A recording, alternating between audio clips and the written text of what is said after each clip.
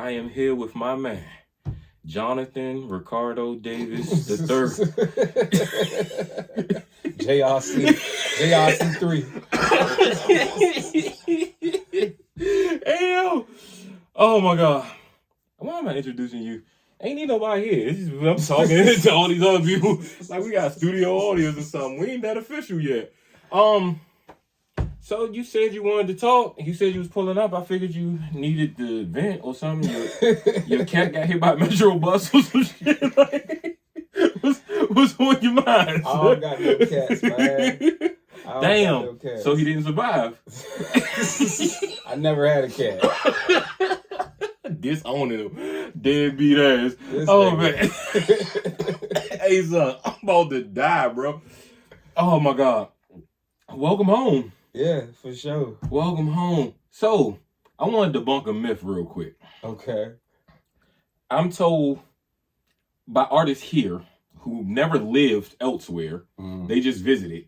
Oh man, the DMV they all hate each other. We need to all stick together like Atlanta do. Do every artist in Atlanta stick together? Nah. I didn't think so. Nah. I mean, it's the same way everywhere. It's just that like you have different mindsets, right? So like in Atlanta, a lot of artists will be more apt to work with each other, but it's still beef, it's still hatred, it's still some crab in the barrel mentality. It's still artists that bring each other down, but it's just more people that actually like go there with the intent. And a lot of people in Atlanta is not from Atlanta.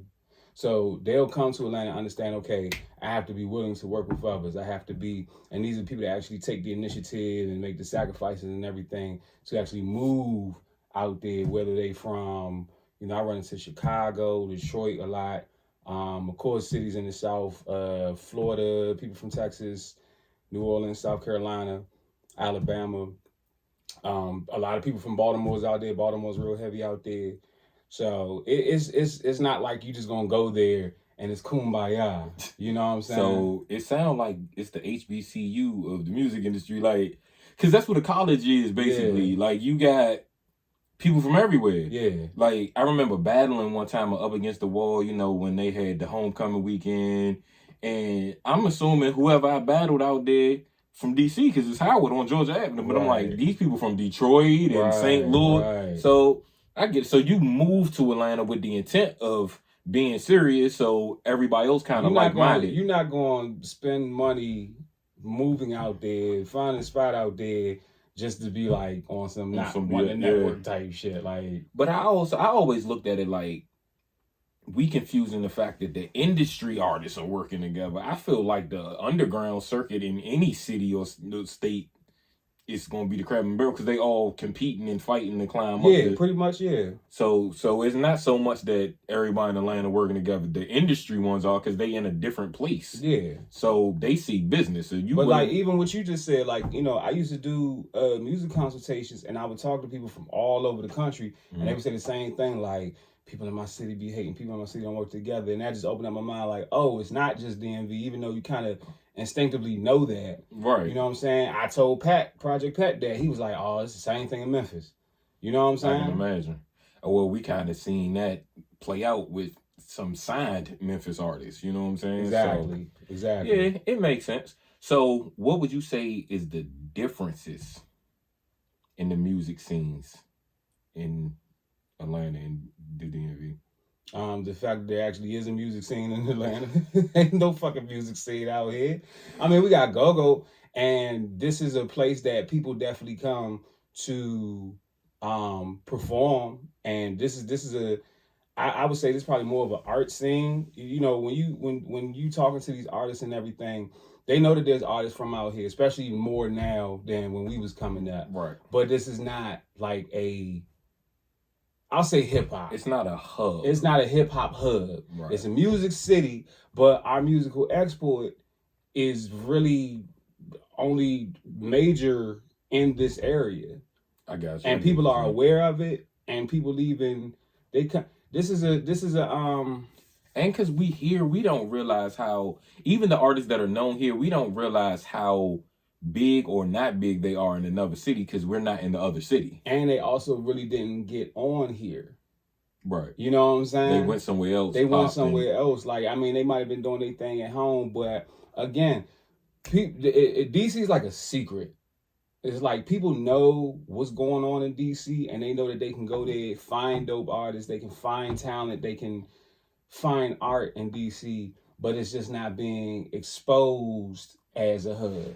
And the crazy thing is, what I always said was, I feel like we can kind of force more people getting grabbed from here or signed if we just the artists rally behind all the artists, right? So, for example, while they put out an album, all the artists share the joint. We all push it or whatever have you. Then it's Trail, then it's Glizzy and Rico Nasty and Logic. And like we all get behind them. And in their region, when them people run the numbers and they see, hey, DC and Maryland get behind the artists from DC, Maryland, and Virginia. Oh, we gotta go as a label head, just thinking money wise. Yeah. I'm gonna go sign somebody from there because if they don't sell nowhere else, they're gonna sell at home. Yeah. You know what I'm saying? So, and because everybody got a following in different states. You got friends on social media in different states. So if I share your music, my homegirl in Detroit see it. Exactly. My people's in LA see it. So it's almost like you got the best promotion team ever, but how do you get everybody on that? You know what I'm saying? Yeah, I don't know, man, because I mean, like you said, it's so much more widespread now, especially with the internet. Like, you can have a big buzz, and I can be from DC and have a big buzz in Detroit. Never been in Detroit, but Detroit fuck with my music real heavy. You know what I'm saying? But them numbers don't reflect in DC. Even with my followers and everything. Now the breakdown with my analytics is Baltimore, DC is usually like somewhere like around 5, 6, 7 on the list of cities that follow me the most. And the top cities are always the biggest cities. So that'll be New York, that'll be somewhere in Texas, or states. That'll be New York, Texas, then Georgia, Illinois, then you know what I mean. So so you got Chicago, Atlanta, Houston. But I don't know. Like I said, it's kind of like that in every city. So like even what's the nigga name? I think his name is Baby Money from Detroit. And I was asking my homeboy, like, you heard of this nigga? And he was on the phone with his homeboy from Detroit. He's like, yeah, you heard of this nigga? Like, you the second person to ask me that. But they not really. But I just know him because I've seen him online. I don't know really how big he is in Detroit, but he has some type of following, something going on. So it's not like, you know, this is the main motherfucker. Like, but by the time you become that main motherfucker, especially because of the internet now, you kind of already have made it anyway, to an extent. I ain't gonna lie, I'm not even a big fan of the analytics because it just seems like how everybody trying to push for the viral moment. It don't be not. Just like, remember you used to watch the show, America's Funniest Videos? Yeah. You would look at it and be like, yo, that was staged. Oh, damn, they just happened to have the camera rolling on that because that looked natural. It's the same thing when you try to force a viral moment. So what I compare it to is with battle rap. Battle rap, like the big leagues, the Smack URL and all that, it seemed like it got messed up when people started talking the business of it. Like when you found out how much a battle rapper got paid for the battle, I'm just like, they rapping like they got paid that amount. Like you could tell they already got that front end. They not hungry no more. Like the numbers and something, it gives you a false sense of reality sometimes. It's like, oh, my YouTube joint got 100,000 views, but it ain't generate the money. Like I can't explain it, but it's just like sometimes the numbers can be false, man. Like they lie. I know Jay said they don't. I feel like they do. They don't. They might not tell the whole story because you got to look at. Because it can be manipulated. That's why it's called analytics. Okay. Because I can say I have this many followers, but then you also look at the demographics of who those followers are. Then you got to know, well, what exactly are they following you for? What exactly brought them here? It's a lot of information. And you got to give them more of that. Well, you just take that information in mind and you try to apply it to, you know, I can even like break down. So if I'm looking at YouTube videos, we have retention rate, and there's also another particular analytic. I can't think of exactly what it's called right now, but it's basically the point in the video where most people have watched it, and you're not trying to copy that specific moment. You're just taking a mental mind frame of this is what is catching people's attention, and how do I incorporate this in my future videos coming up. Yes, it is manipulation. You're supposed to manipulate it. Okay. You know what I'm saying? It's just not organic. I mean, and it is organic, but it's like if you have this information and it's business, you're supposed to use it to your advantage. All right, so look, local artists never supported local artists in the DMV. Fact, fiction, no fact. That's not true. I know it isn't. So, who's your favorite artist that you ever seen perform at like the open mic? I'm not gonna say ever, but one name that definitely stands out is Pinky Killer Corn. I told her the last time I saw her perform is like I felt like she was performing to me. And this was a couple years back. It's crazy because my homeboy was like, yeah, my homegirl Pinky, like, yeah, I know Pinky. So we had pulled up on her and shit. And she did like probably like 3, 4, maybe 5 songs, but it just was dope. But yeah, she definitely puts on a hell of a show. I like what I've always liked what Cruddy Crankers does. DC Time Lady Mo. Yeah. They different. Yeah. So you just named 2 people that's different. Like their everything is different. And it's funny because Pinky's actually the last person I seen perform. She performed with Risa at the Smithsonian. Risa Renee had her and Nucci come out during the Art All Night weekend. Yeah. And it's crazy that Pinky is who you mentioned, because I asked T2 who was his favorite female rapper from here ever, actually. And he said Pinky the rapper. So shout out to the Pinkies. You know what I'm saying? Shout out to the Pinkies. The young girls getting it. Young girls getting it. One of my favorite performers, Rush Them, Yeah.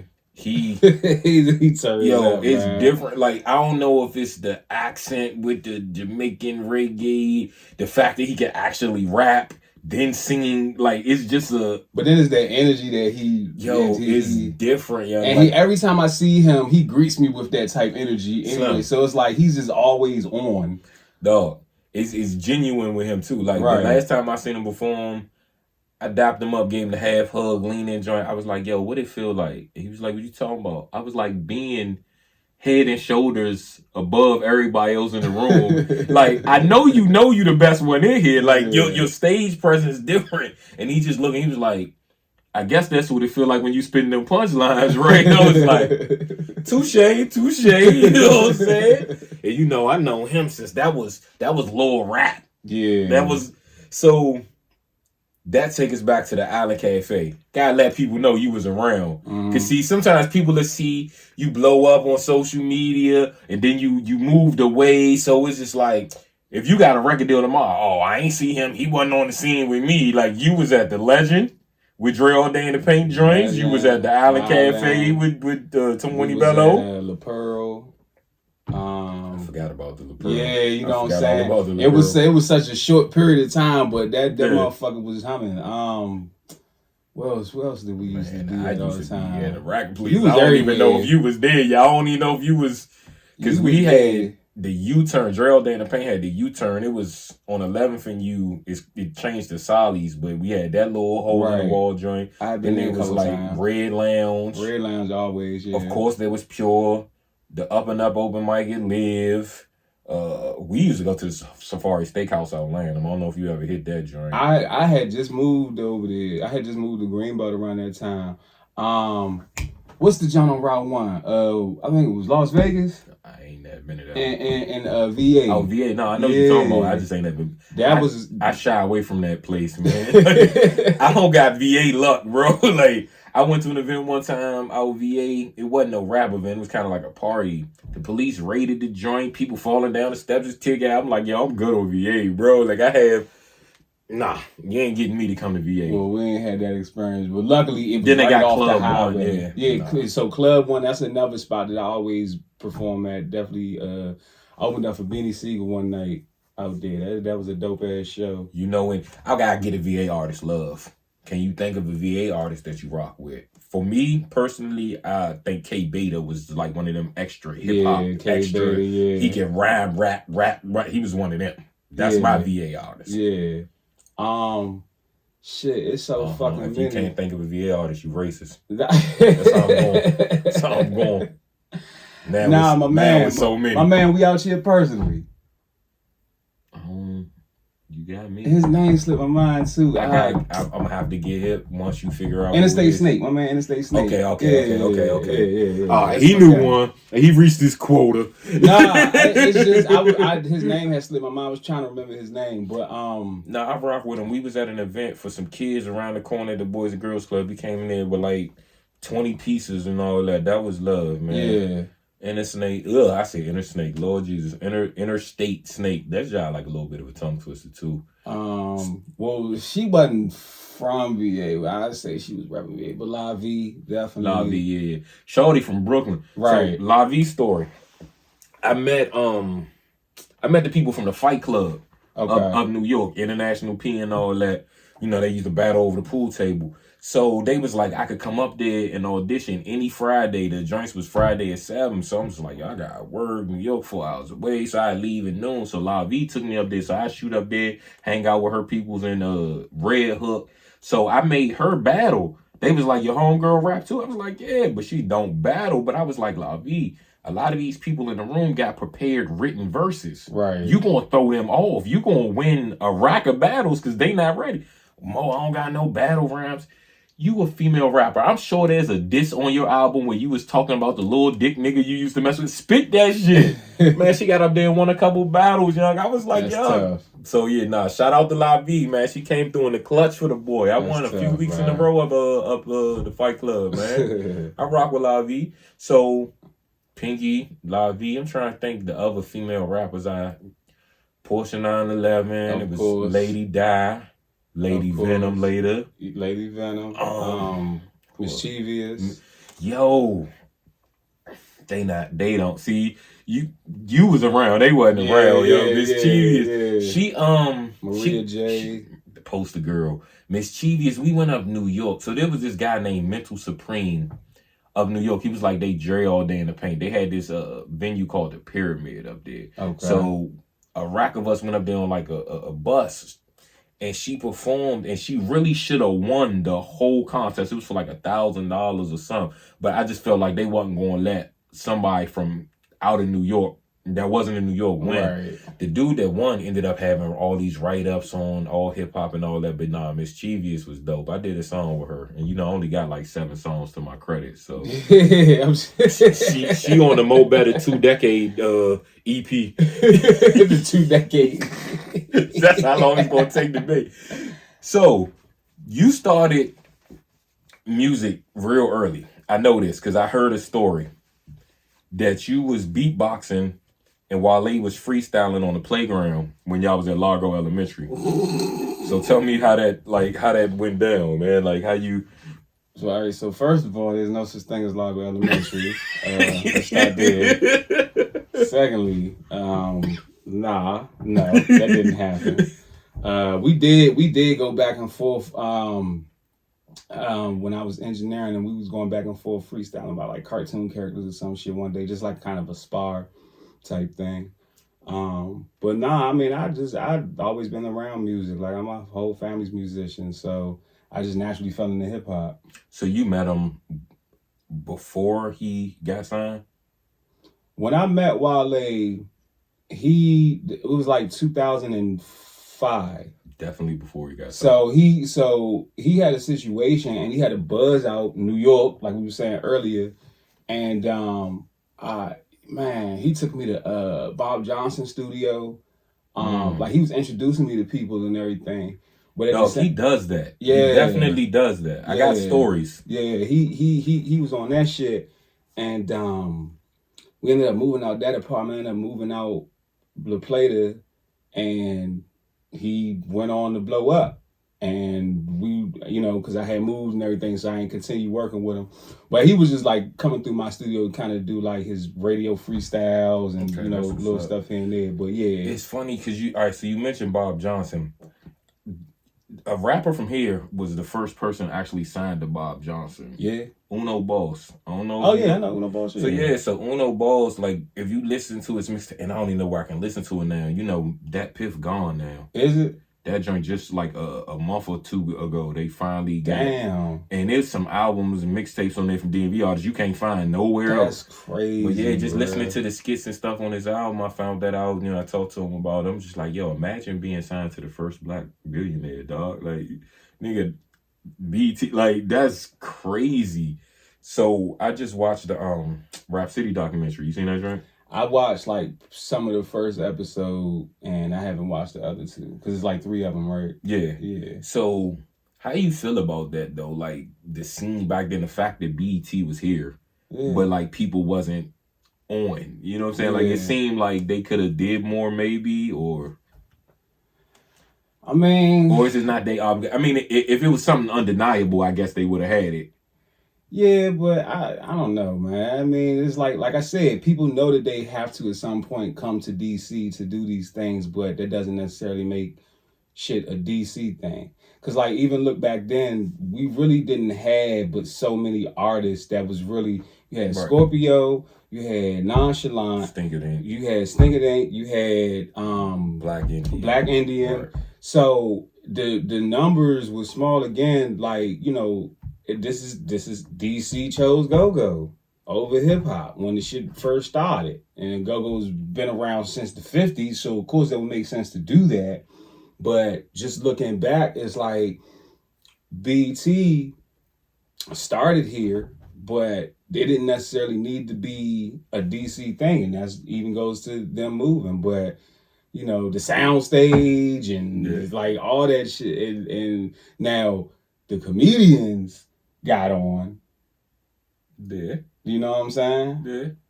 And it's crazy. Or not just comedians, but like personalities, period. Yeah. So what's crazy is when we was coming up, we had comedians. It's like they had to come perform at the open mics, at the rap open mics, right? Because where else was there? So like Eddie B used to be there. It was a dude named Chico something, and like, but they came to the rap shows. So I always used to wonder for comedians and R&B artists. I'm like, they didn't have it didn't seem like they. I mean, I know you got comedy joints now, but they wasn't like that before. I think they had a bigger stage though, anyway. Like, or they just stand out because they not doing what everybody else is doing there. Well, I mean, comedy and R&B is a lot easier to sell than rap anyway. Okay. In any city, right? And so, if you're a comedian, you're not doing like we don't have a Chitlin circuit out here. So you're not doing a bunch of shitty hole in the wall clubs. Mm-hmm.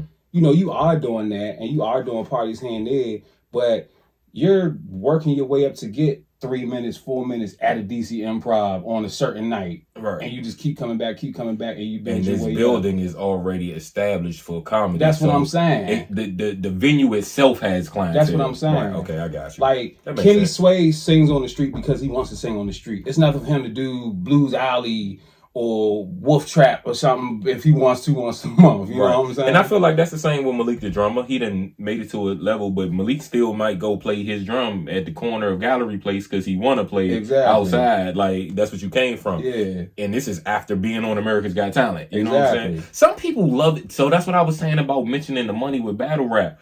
It's like the love ain't there when the business is involved. Like, I don't like to discuss the business. Like, I know it has to be done, but I don't want to put it on Front Street. Like, it seemed like once that money involved, we doing verses? I do a verses, but how much we getting paid for that verses? Right. Like, that question is there. Not that I feel like I got better music than you. I'm gonna get Crank out the way my music better. It's how much I'm gonna get. I get more if I battle Crank than I would if I battle this person. Right. Let me get Crank. Right. The matchup don't even make no sense, but it's more money. You know what I'm saying? Right. That's what I don't like about music. You know what I'm saying? So I mean, that's just where we at. It's access to information, and especially in a culture where we've always bragged about money, or money is an aspiration that has always been a part of hip hop. Well, this is where the money is at. So like you hear rappers talking about show money and was on their ride, they front and they back end, like giving you all the kind of lifting up the curtain, if you will. I understand that mind state that you have with that, But I mean, that's just where we at. Yeah, I feel I'm getting more than you. I mean, that's what we was talking about when we talking about drug dealing. I was getting more than you, so it's like I'm getting more show money than I got. The hustle just switched basically. All right, so I'm gonna put you on the spot too and do this either or type thing. And little yes, Nori, I stole Quick Time with Slime. Sue me. I don't got that many views yet, bro. Once I get the views, I find another game. But since we just talking about comedians, I guess we only can go as far as social media if you haven't seen them do on stage. But let's go old school comedians from here. Dave Chappelle or Martin Lawrence? Dave. I'm gonna make it a little more recent. And this is for however you're judging them. APAP or Davey Ruffin? I had to give you something to think about. I gotta be, can't make it too easy. I got that one that you might have had to take a drink, but ain't no shots here, so you gotta answer. I'm about to say, I'm gonna say Davey only because I've seen Davey do stand up live. I've seen more of Davey. And shout out to Pap. He out there in LA killing it, doing this thing. But yeah, I've seen more of Davey. I do know Pap is out there also doing skits with a lot of my folks out there in LA as well. But yeah, I give it to Davey. All right, let me go R&B singer situation. What can I do? Trey from UCB or Miss Kim? That's a good one. I ain't come to play.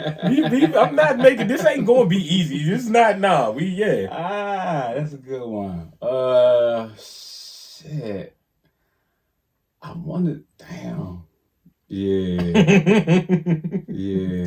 Yeah, this is what we do here. I'm gonna go with Miss Kim. Okay, Miss Kim. All right, I'm gonna leave them alone for a minute. I'm gonna come back to some more because this gets serious. So we was talking off the camera about, I got a post online. The movies that you could say verbatim, basically, like word for word. Like, give me a couple. Like I wrote for mine was The Five Heartbeats, Menace to Society. I probably could do Paid in Full. In Life. I know I can do Life. Yeah, shit. I didn't even think about the comedies I know. I mean, of course, Friday. Scarface. I said Scarface. Friday for sure. Menace.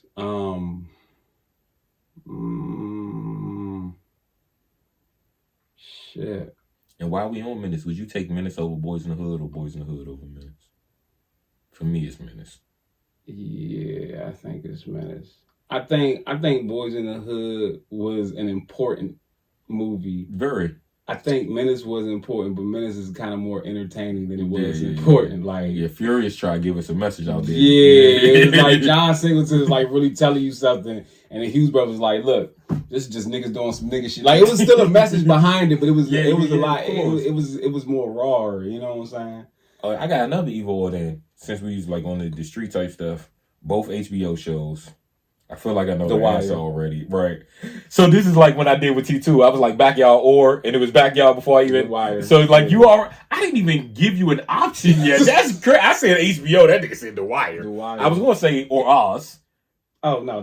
Come on, now. Come on. I mean, you can't just run. Oz was tough, bro. And it's damn near the same cast. Okay, but Oz is, come on, bro. Come on. I feel you, my nigga. I feel you. One is what can lead to the other. Yeah.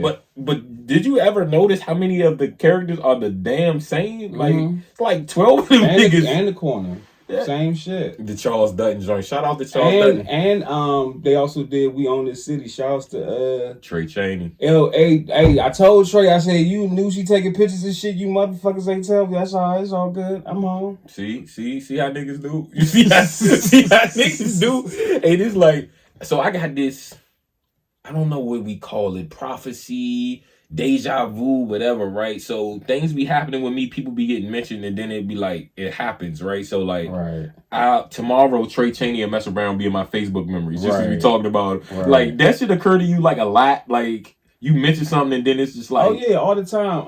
And I don't just mean when the phone listening type stuff. Yeah, but shout out to my nigga The Truth. It's funny that I had just recently, he out Atlanta and shit, and We had linked up. We went to go see. That sound like a gospel rapper. That's not a gospel rapper. No, he's not a gospel rapper. The Truth sound like inspirational type. So he raps. He's from Atlanta. He raps, but then he started doing like content online, like grew his Facebook page like 8 million people like years ago before like at the very beginning of like viral skits and all that other stuff. And he's real well known. But we went to go see Carl Payne down there, who played Cole on Martin at a comedy show. And he was like, it's crazy that you hit me because my Facebook memories just brought up a picture of us from the same day, like 6 years prior, 7 years prior. So we took a picture and I posted up. It was like the first slide is years ago, the second slide is, and I'm looking at the first picture like, damn, what happened to that shit I had on? I be doing them with my wife to the point where she not even surprised no more. Yeah. Like, it's almost like I go through the same emotions seasonally. Like, it'd be the exact day 10 years ago, and I said the same exact quote. That's crazy. Like, some fake friend did something, and I posted a line from Jay-Z's Lost One or something. I was like, and I was about to write it again, and I looked at Facebook, and I'm like, yeah, like, it happened a lot. So you mentioned Cole. So this was, I was wondering this, and I've had this debate with a few people. Who played the dumbest character on television? Was it Cole on Martin? Was it Waldo on Family Matters? Was it Kelly Bundy on Married with Children? Or somebody else? It was somebody else. Out of that list, I would say probably, I don't know. Cause like everybody, I want to say Waldo so bad. But I always look at the fact like they gave them something. Like Waldo became a chef, and he was actually good at being a chef. Right. Cole didn't have no real skills for real, but he was able to maintain a job. He was. That's a skill. That's all you need. Niggas lose their jobs out here, like cleaning aircraft. Yeah, cleaning the aircraft. You know and then the time when he worked with Tommy, if we want to consider that a job, he said, "I'm still waiting to start, bruh. This was 2 seasons ago. You said I'm gonna start working with you. We on season 5. I'm still waiting to get started." Who was your man? Okay, the white shows, the friend from Full House that lived next door, Kimmy, and then was it Step by Step? It was a dumb character on that show. I barely remember Step by Step. I didn't know it because it came on TGI Fridays right after Family Matters. I probably would never watched it. All TGIF shit. I probably never would have watched Step by Step otherwise. I can't remember the person from on there though, but. Yeah, so I don't know. You just said he became chef, so yeah, Kelly Bundy might be the dumbest out of that group then. Out of them three. Yeah, I guess you could say that. But I mean, she was a bird. No, like she was Junior on My Wife and Kids. He could draw though, like he. All right, okay. It's like it's something to balance out the retardation. Junior was a wild dude. Yeah, I don't know what's wrong with me and why I ain't paying no attention because he don't really look no different. Why I didn't realize that was Lil G from New York Undercover at first, yo. Right. Like I really was not paying no attention. Right. I mean, because it's like you ain't seeing him from here. You know what I'm saying? Like it was a gap. Met him one time too at University of Maryland. Like my middle school had took all the bad kids. That's not why I was there. I was just escort. Yeah, I was one of them. And like all these peoples was surrounding him from, his grade level or whatever have you, because he was already on TV. Yeah. And it's like, we almost jumped that little boy from where they was mugging us. Then I met him on the humble. Like he knew my little cousin. She went to school with him. So like he was chill. This was like in the apartment type. And I'm like, oh man, we almost beat you up for nothing, dog. Like, got you. Shout out to Lil G, man. That's funny. So, what was your favorite like sitcoms then? Like it was a lot back then. Like we mentioned Charles Dutton. I used to rock with the show Rock. Yeah, definitely Family Matters. Of course, Martin, Fresh Prince. Mm-hmm. You was on a different world. I mean, I was kind of young when that was out. Like, of course, by the time it went off, I was a little bit older, but I was like real because it came out like what 89. Yeah, that's when it started. Yeah, I was like 4 years old. But we was watching reruns of a bunch of stuff we was watching. That's another thing. Like, I didn't see a whole lot of Different World reruns. Okay. You see Cosby Show reruns here and there, but like the reruns I was really tapped into was just like them couple of shows that I said like that I was. Yeah, I watched the Fresh Prince and then Fresh Prince. I probably preferred the Fresh Prince over Martin, but I mean, you're looking at it for two different things. Mm-hmm. One was pure comedy. One was a little family wholesomeness mixed with comedy. Right. You know what I'm saying? Whereas A Different World legit made us all want to go to Hillman. Right. Not knowing it didn't exist. I think when I found out it didn't exist, I was like, I ain't going to college. Because I wanted to go there, bro. I was like, I'm not going now. So. I was talking to this chick, right? And we was communicating on Facebook. I had already met her in person. We was communicating on Facebook. And she made some type of reference or statement that kind of insinuated either people in general or a specific person. I can't remember which one because conversation was so long ago that people weren't as smart if they didn't go to college, right? Mm-hmm. So... And I posted screenshots of this shit. And I told her I was going to do it after I did it. Mm-hmm. And so... After you did it? And so she was like, did you go to college? And I said, yeah. She's like, what college did you go to? I said, Hillman. And she was like, where's that at? And then I started explaining why I was going to college using the lyrics to the shit. And she didn't pick up on this shit. Did she go to college? She went to college. I don't remember what college she went to. And she ain't realized she didn't that pick Hillman up wasn't. So that just proves the point. That was the whole point of me doing it. And I posted the shit up and all the Facebook got an amazing laugh from it. And then once she realized, she was like, what are you saying? Is that a lyric? I'm like, yeah. But I had to say damn near the whole song. Like I damn near had to jump up in midair and just pause in order for her to catch up to and do the triple bye-bye birdie. That's the joint from my wife. Hey, so it's funny because who was that on there? The comedian, the one that was running around with Dipset. The comedian, you don't know the one that he was hanging with Dipset. The one they was trying to compare him and Kevin Hart, but the other one was funnier. It was the mental. Cat Williams. Oh, so he was on that episode. Cat Williams at the time was running around with the set. Wow. Dipset. Okay. So. I do remember him on it. Yeah, on that episode. So I didn't used to think he was like all that funny until I seen a old Def Comedy Jam joint, and it's funny because Kevin Hart's on the very same episode. Mm. There's levels. Mm. That's all I can say. There is like Cat Williams had you laughing from the moment he opened his mouth, and Kevin Hart was trying to become Kevin Hart, so I was like, Cat Williams, I'm sorry. I owe him an apology, bro. Like, that nigga's hilarious, dog. Like, I mean, I remember when he was Cat in the Hat on Comic View back in the day. Like, that's and that was a way different Cat Williams. All I remember is like, that wasn't from Comic View. He wasn't really on the pimp shit back then. He kind of developed that now. What I do like about Cat is that he gave you all this pimp shit, but then you listen to his comedy, like he's talking about like government world issues and things that like he's talking about shit. You know what I'm saying? He not just my favorite. Well, one of my favorites, and I guess I adopted my father's favorite. Michael Collier is hilarious. Oh yeah, dog. Hell yeah. That nigga is hilarious. My father didn't like Martin though. For real. I don't know how he felt about the show, but stand up, like for stand up for me, I don't like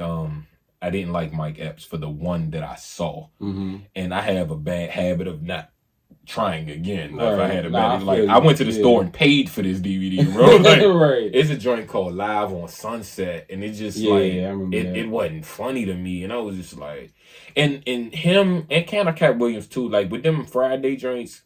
I guess I'm so much of the Chris Tucker fan from the original. I might not even have gave them a fair shot. Like I can be honest with myself and say that because I'm just like, but it ain't Chris Tucker. It ain't the original. You know what I'm saying? Like Mike is just naturally a fool. You know what I'm saying? He not gonna get up there and like I'm good with him in movies though, and give you material. He just saying funny shit right the whole time that he's up there. He the nigga from around the way that got everybody laughing while they get smacked. Yeah, okay.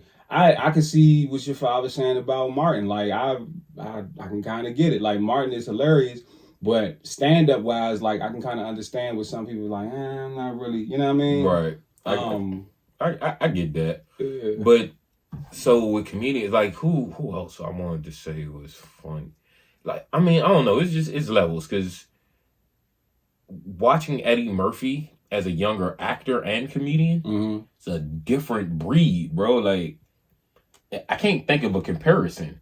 But then watching Kings of Comedy, I couldn't stop. Like my stomach hurt because of Bernie Mac. Yeah. I was like, I see why this nigga's the closer. Like, this shit is ridiculously That's hilarious. Bernie. You don't want to follow Bernie. But I didn't like D.L. Hughley until he started cooking people in the crowd. It's like, why would you ever heckle any comedian for that matter? Like, leave them niggas alone, bro. Right. Like, I seen Charlie Murphy at the Howard Theater once. Dude get to heckling him. He was like, do you want to come up here? And you know, nigga pride, he all drunk, he won't get up.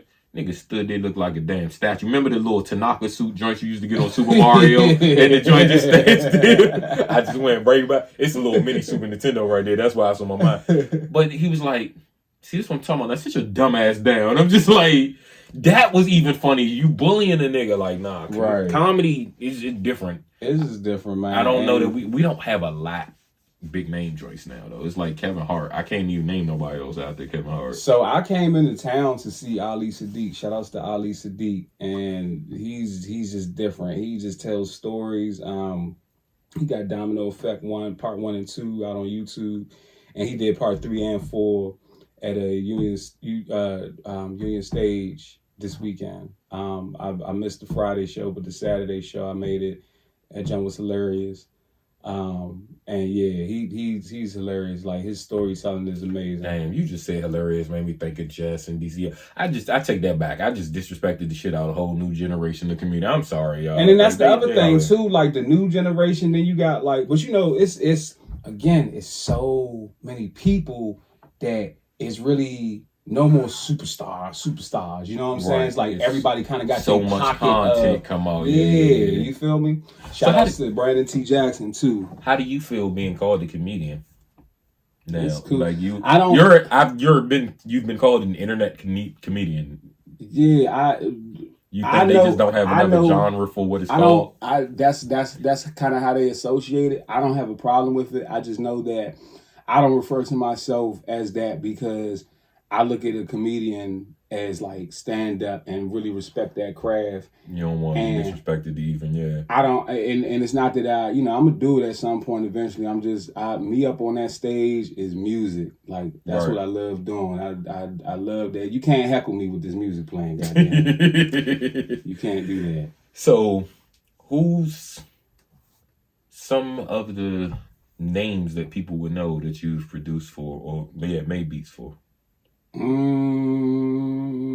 collabed with, for that matter. Yeah. I mean, shit. So I'm working on it. I'm about to go through the whole 3-6. I'm working on an album with T-Rock. I got a song with Gangsta Pooh, rest in peace. Song with Project Pat. I did produce with Jordan Lucas and Will Smith. I'm sure you probably have some Will Smith questions. I have none. Okay, that's what's up. I've muted that entire family. I have absolutely none. I have none. No questions. I produced with Tupac. Like, nah. You gonna make me do it? I'm trying to chill, bro. Oh my god! And it was featuring Jadakiss, huh? And it was featuring, It was featuring Jadakiss. Okay. Go ahead. This when you go to a TV timeout. Ain't no motherfucking TV, man. Ain't no TV. Oh my god! Tupac featured. I got this record. This dude put together. I can't remember his DJ. I can't remember his name on top of my head. Sorry, Holmes, but I can look it up. But he got me, Enes, and Mano. And I think the record is called, it has something to do with driving or seatbelt or some shit like that. It's in my email, but it's a dope record though. And that's a cool dude. I met him Murder Mano? Ness. Him and Mook came down to host like Ness battled Ty Law from Largo. And Mook came down and hosted that joint.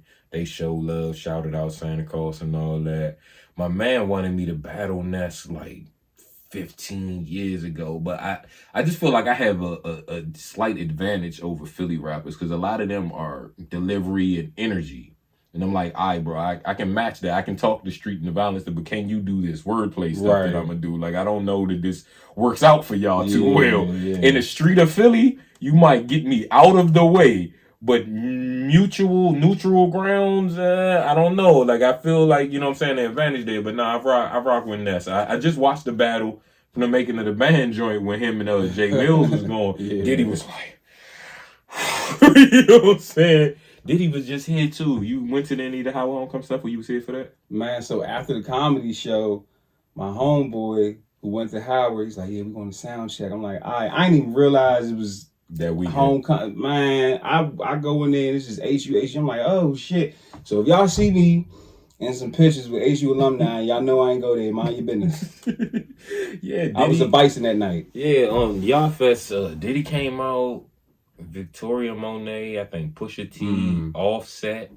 Like, it wasn't no list nowhere. They just popped out. You know what I'm saying? I saw that too. I did see a bunch of them pop out. So yeah, that was the first time they said they did the Y'all Fest in like a decade too. So that's good, because I think last time the people had trampled the gate and all kinds of black people like to ruin shit. You know, like, remember the Unifest, Georgia Avenue Day? Like, we don't have these things. The difference is everybody does it. When we do it, they shut the shit down. I know. My homegirl just went to some joint deep out in Virginia. It was a big ass like rock festival. 8 people got killed. A bunch of people got yeah, they do it way worse. But because they got bigger venues and more space to fuck shit up. That's just like the So DC Super said posted yesterday people acting up on U Street. Mm-hmm. And you know, like, school when a football game type, but I've seen white people do that shit too, and it's just like, oh well, they were excited, they were partying. I'm like, it's the same video as yeah.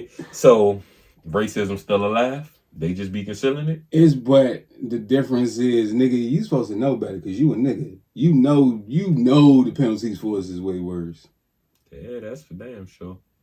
That's for damn You know what I'm saying? That'd be my whole disposition, But it's, I get that, but like, I'm the type that I want to fight for something to be equal and right. Like, it's supposed to be like, I get that, and I've been living this life. I know that I get treated differently, but I shouldn't get treated differently. Like, one thing I hate is when a black person is guilty for something, and people be like, oh, well, the white person he got off, so they want the black person to get off. No, nigga, I want both of them to be punished. They was wrong. Like, I don't want to, oh, well, Bill Cosby, he drugged these people and raped them, but the white man did it and he got off, so Bill Cosby should be off too. No, that white motherfucker should be in jail. Fuck you mean? You know what I'm saying? Like, that's not how I want it to be equal. Like, I want y'all to, so. You want to be even on the other side, you know what I'm saying? You wrong, shit. You gotta pay the consequences for it. I've never seen a time where people root so much for somebody to go to jail. Remember growing up, we ain't want niggas to go to jail. Like, I see niggas like, oh, DJ Envy going to jail. I'm like, yo, if the course of the investigation leads to that, then, you know, it is what it is. But like, y'all gotten to that point. Like y'all niggas volunteering information on like, hey man, DJ Envy had me out, and his man was like, and I'm just like, yo, why y'all talking so much, man? It's this hating shit. It's like niggas want people to die now. They don't want to see people win. People don't want to see people win. Yo, people be rooting for death and jail. It's like, yo, I hate Donald Trump. I want them dead. Oh, he got COVID. I bet he ain't gonna make it through this. I'm just like, bro, that's a human. I think he's an asshole, but damn, like, I'm not wishing death on a nigga. I don't have that in my heart. I'm sorry, dog. Like, Slim. we live in some different times. I'm like, niggas is successful snitches now. They can come home and have a life and get shoe endorsements and shit. Like, I don't know what this 2023 shit different, dog. We need to bring back shame. Shame went away. Everything is objective truth. I'm sorry, subjective truths and all this other bullshit. Like, there's no more consequences for. You notice, like, we got internet and social media now, right? And you're basically allowed to do whatever, say whatever. There's consequences for certain people's actions, but for the most part, it's not, right? And look at how human beings have defaulted with that leeway into being assholes. Yeah. In the name of comedy, in the name of clicks, in the name of clout. Yeah, it's just crazy. Like, what I realize now, for artists, entertainers, athletes, anything. Anything you do, like, you know that saying that no publicity is bad publicity? Like, that shit is truer than ever now. Like, you go viral because a sex tape leak, and they could think it's bad. The tape can be horrible, the scene was whack, but you trending. So because you trending, you drop some content, you now selling a shirt, or you drop a song, that joint, you done made money off the misfortune. There's no shame there. And like that's you crazy said. because I don't be seeing these shits. But every sex tape that comes out, pretty much all of them, you hear people commenting like they talking shit about it. Right. They saying something like, bad about it. Like they porno stars they sell, right? I know, right? I don't be watching them either, but that motherfucker goes viral and it becomes this big thing. And that person famous, and they put up this whole meme today that said Sexy Red dropped her sex tape, and then she showed up pregnant, and then Drake dropped his album and said he was taking time off for stomach issues. But they had a picture of him together, her sitting on his lap, and they pieced the shit together. Like, I'm like, y'all think they got nothing better to do. Undefeated. No, y'all supposed to be 17 processing these medical billing and coding. You're not supposed to be on here. What happened? What happened to LLC Twitter? Ain't y'all supposed to be starting businesses, man? Ain't y'all taking that advice y'all got from Jay-Z at the dinner when y'all passed up the $500,000? So Jay did an interview with Gayle King. It's coming out Thursday and Friday this week, and he said, because she had to ask. And Jay was like, yo, but I've been giving you all the knowledge for $10.99 this whole time. He say, take the $500,000, buy my albums. Now you still got $499. Like, bro, so this is the thing. First of all, why would a former drug dealer tell you anything other than to take the money? Like, please make it make sense. So you're going to sit down, you're going to take this meeting, this dinner with Jay-Z, just for him to give you the knowledge on how to obtain $500,000. Because that's what's going on. I don't know, and I don't even know that that's the goal. But see, here's the thing. First of all, you got to be a $500,000 nigga to even sit down and have lunch with this nigga. That's what I'm saying, like that. But that's the option. $500,000 on day. My thing is, like, doesn't make sense. You're literally taking the dinner with Jay-Z, hoping you can get a picture for the gram. That's people. You want a picture for the gram? Yeah, okay, but that's also. Can you turn that into $500,000? Because if you can't, I might could turn the picture into $500,000. But that's just people. That's just people saying shit. That's just people saying things like. People talk like shit easy. Like, oh, like, and you try to sound sophisticated and smart. So it's, oh, while you was buying your kid the PS5, I bought my kid a vending machine for Christmas. All right, and now you have no location, and that joint been sitting in your basement for a whole year because you don't know where to put it. You know what I'm saying? Like, does your child possess the physical strength to mobilize a vending machine? Like, it's just like, what you mean? You won the lottery for $100,000 and you ain't start a business? Oh man, you ain't. You know what I'm saying? I'm like, nigga, what was you gonna start with your $100,000? Like, after you went and bought you a new car, right? Now you down to whatever. Now the tax, like, you done did whatever. Oh, that'll be something they do. They buy a house. Again, that goes back to what I just said a minute ago. The human condition is that people default into being assholes and the worst versions of ourselves, because whether you have this actual new wealth or you just have the information, you being a snob about it and talking down to people because they didn't maneuver a certain way or they didn't do it a certain way. And it's one thing if it's everywhere and this has actually been indoctrinated in our culture and we're not taking advantage of it. Right. But that's not where we come from. You just learned this shit on Tuesday, my nigga. Like, calm down. You seen somebody's Instagram post, a motivational speaker. Yeah. You know what I'm saying? You ain't even, like, nigga, I listen to TED Talks. So that's what they need. That's what they need to share in high school. I mean, I know they do this in college, but technically you're paying for the information because you're going to college. That's stuff they need. The financial literacy and all that, I think they need to teach that in school. Yeah, absolutely. Like, I went back to my old high school a couple years ago. It's a Capital One bank in the school. That's crazy. I'm like, if y'all had this joint when I was in school, I'd have left school with a bag. Right. Because I had not, like, I used to make money doing roofing with my dad when I was suspended. So my mother didn't know I was getting paid. She thought I was just being punished. Right. So I had to spend the money on everybody at school. Like, anybody rode the school bus with me. A la carte line, pizza, burgers. The girl, what, you want Rice Krispie treat and a fruit, what was it, Fruitopia, the little vending machine? Yeah, I'm getting them joints, you know what I'm saying? I'm wasting bread because I couldn't take it home. If it was a bank there, It's been a wrap.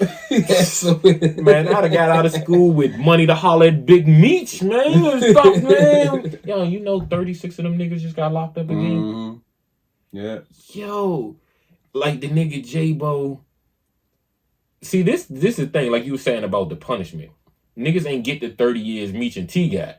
Right. Niggas got 3, 4, 5 years. Right. They thought it was sweet. And if you used to making $150,000 every 2 weeks, you're not gonna come home and work a job to make $150,000 a year. Like and probably ain't getting that much. You know what I'm saying? You might write a book, but he was doing the same thing Keefy D was doing with the Tupac stuff. J-Bo was doing interviews like you was squeaky clean. Like, I run this studio. All right. Like, yeah. I think some of them was doing financial stuff. It wasn't all drugs. Like, niggas stole PPP loans and all that. But it's a RICO though, right? Yeah. So it don't matter. All that shit. They could be fucking reselling iPhones and that shit get wrapped up. That motherfucker. But it's crazy because y'all have a show and a documentary, damn near a movie. Then they got the first ladies jump. It's too much information out and they all saying the same thing. These niggas was hot. And they tried to make it into, no, it's a company. This is it. No, nigga, y'all niggas is and I know a bunch of BMF niggas out in Atlanta. Shouts to all of them. Like, you know what I'm saying? I don't know what they do behind the scenes, but for the most part, it seemed like they all doing legit shit because it's just too fucking hot. Yeah. I mean, like I said, once you come home like niggas. He got out because of COVID. Right. He still would have had 3, 4 more years. You know what I'm saying? But I don't know. I just be rooting for people, man. Like, because with Freeway Ricky Ross, I know he came home. You write the book. You do the motivational speaking. Yeah. You trying to pitch your movie. They were saying that Snowfall got jacked from his whole life. Yeah. You know what I'm saying? I never seen the show, but I do watch BMF. I watch BMF in Godfather Harlem. You peep that joint? I haven't gotten to Godfather Harlem. Snowfall, The Shy. I watched all the powers. I watched BMF. Godfather Harlem. Yeah, I heard. It's one of them, bro. Like, so this the thing. I didn't know Bumpy Johnson and Malcolm X had this real life relationship. Yeah. So I think that's why I love nonfiction. I love stuff that I know happened is really history. I just read his book. Listen to it, but the autobiography. Malcolm X. Yeah. Yeah, nah, it's one of them books. That's definitely one of them. My mother's like, she gonna make you read. So I'm like, all the books people reading as adults, I might have read at 13. Yeah. But I also feel like that's the reason I can rap the way I rap. And my mother wants no credit for my rap ability. Like, she wants absolutely nothing. I was like, Mom, I want a gospel rap award. Rap. Like, why you couldn't just make why couldn't be a gospel poem? It's just the fact that the beat behind it make it work. The lyrics ain't nothing wrong with it. I'm like, Mom, it's a gospel rap. You know this the clean version, right? This ain't the explicit content. Like, this ain't like that Kirk Franklin album I got with the explicit content. No, I'm joking. You know Kirk Franklin ain't got no. But it was just like, what's wrong with poetry? I'm like, well, rap kind of is. I'm just over the beat with it. You know what I'm saying? So yeah, she was beefing about that, but. Like, you made me read The Coldest Winter Ever and Gifted Hands and all that, you know what I'm saying? Right. Les Brown motivational joke, like, you know what I'm saying? Right. And speaking of Gifted Hands, Ben Carson has to be the person that I watch go through 3 different, like, life metamorphoses. Like, my man has been 3 different people in his life. Like, when he was a kid, he was bad. He tried to stab his best friend. Then you become this great brain neurosurgeon. And then you just become an idiot, and you like in Donald Trump's cabinet, like what? How did that even? You know what I'm saying? Like, I've never seen nothing like that in my life, bro. Like, you was in Baltimore at John Hopkins, like that's the hospital. Bro. Yeah. And you ever been? Side note, the front of John Hopkins is like the most beautiful harborish place. But if you like walk out the back door, like you on the block, yo. Like, nah, I'm for real. Anybody from Baltimore, y'all know what I'm talking about too. That's like that joint is the. You ever been out there to the they got a joint, a museum like the Madame Tussauds joint. There's a Blacks and Wax museum in Baltimore. That joint like that, dog. I gotta check that out. My mother took me to that joint as a kid, you know, like. Them joints look realistic too, you know. Like, I gotta check that not like that Lil Wayne figurine that's going viral on Twitter right now. They said that wasn't even Wayne. They said that was Lil Tory Lane. Lil Tory Lane. I ain't even mean to say Lil. What is that, man? Every rapper's small, you know. Like, niggas is short, bro. Like, Yeah, facts. Shit, 2 Chainz is the only tall one. Everybody And like Sheik Luch from the Locks. That's and it. Sheik big ass. Everybody else is like our height and shorter. No bullshit. Niggas look different on camera. You looking up at him on the stage, but Bun B was the one that surprised me. Like Bun B, he's not small, but like and this was when he was bigger, so you but yeah. I seen Bun B. Bun B came to Wale's video shoot for Chillin'. That's why I met him. Yeah, that's why I seen him. Bun B came walking up the back alley by Madness. I was like, who's this nigga just walking like he from Northwest?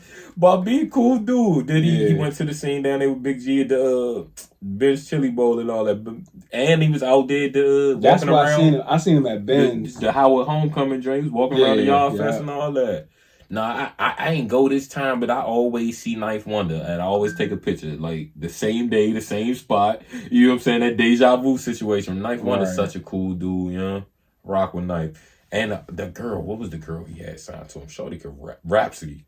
Oh, yeah, Rhapsody. Hey, Slim, she wanted him, dog. She's a beast. You ever heard the girl from here rap, like Common? I think she signed to Common or was rocking with Common, but Maimouna Youssef.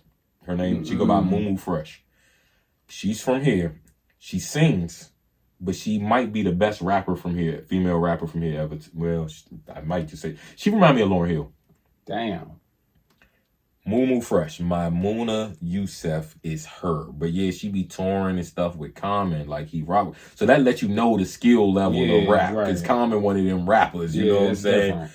Like, Common commented on Nucci joint. Like, Nucci might end up having Common on the front porch. Like, yeah, that'd be dope. Like, hip-hop. Hey, shout outs to Nucci too, man. Definitely shout outs to Nucci. Shit. I did the porch before it was the porch. Like, before that, like, we realized that, we was just out there chopping it, you know what I'm saying, kicking the shit, and yeah, but I'm gonna try to do it while I'm here too, but that drink different now. Hey, dog, I'm definitely proud. So it's funny, there's like 3 or 4 people I ever considered managing. People used to ask me that all the time. Oh, you should manage because I know all the radio personnel. I'm like, but that's my personal friendship because I got out the house and network. Right. Like, that ain't a reason to manage people, and that's why I always tell them no.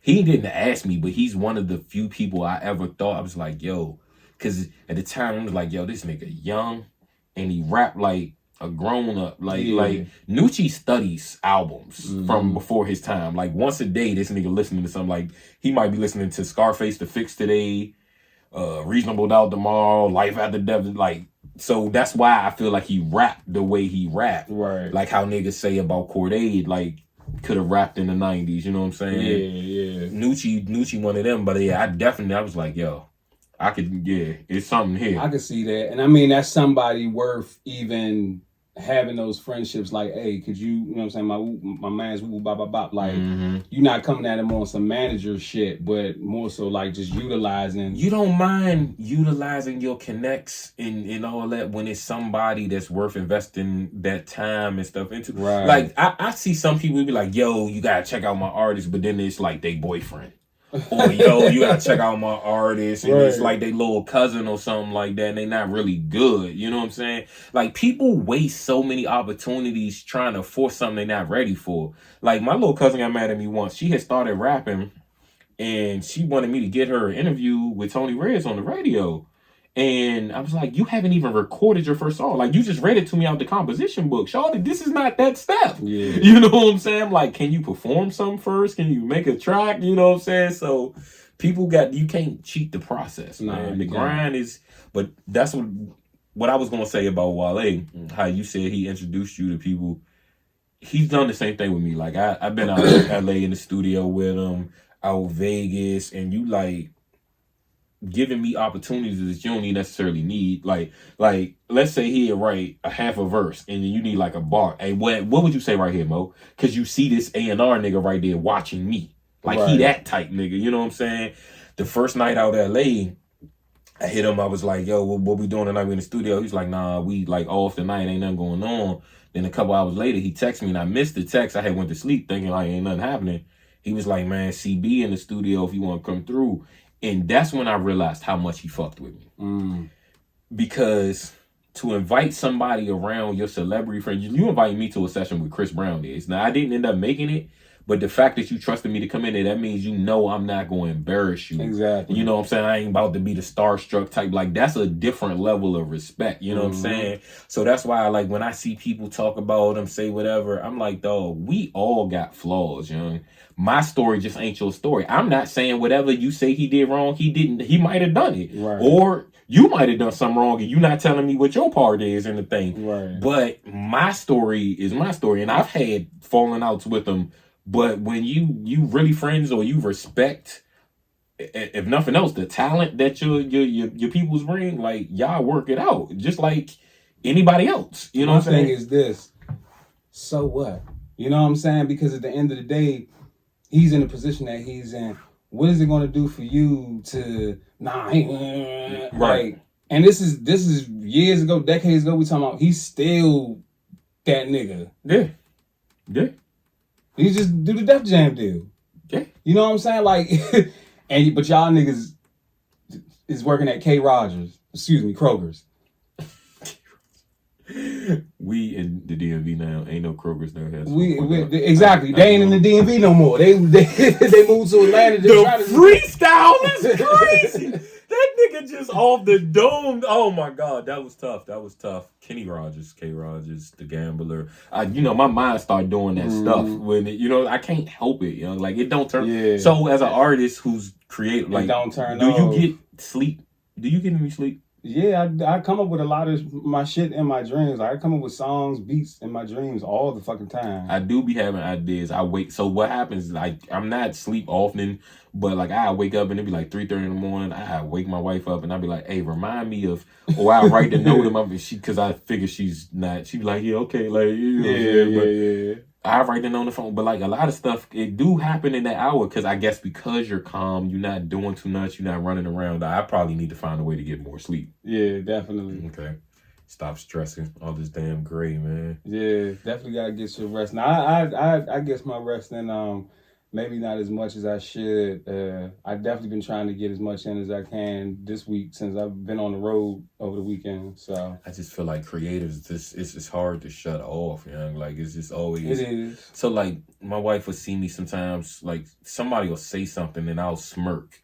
And she was like, "Yeah, you doing it again." Like, you know what I'm saying? Like, I get when people talk, I hear what they say, but I hear something else. You know what I'm saying? Like, it's like my mind has been trained to double entendre life. Yeah, you know what I'm saying? Like, I might have them joints down better than Jay-Z now at this point. Like, I am, everything could be said twice. Yeah. And only be said once at the same time. You know what I'm saying? I like that. So that's the type of rap that I'll be wanting to hear.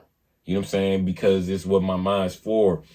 I do envy other folks that can listen to everything. Like, I don't have that. Like, I know folks that can listen to Jay-Z and appreciate Jay-Z, but then listen to Gucci Mane and they just enjoying the party and the vibe of it. Like, this not no lyrical I can't do that.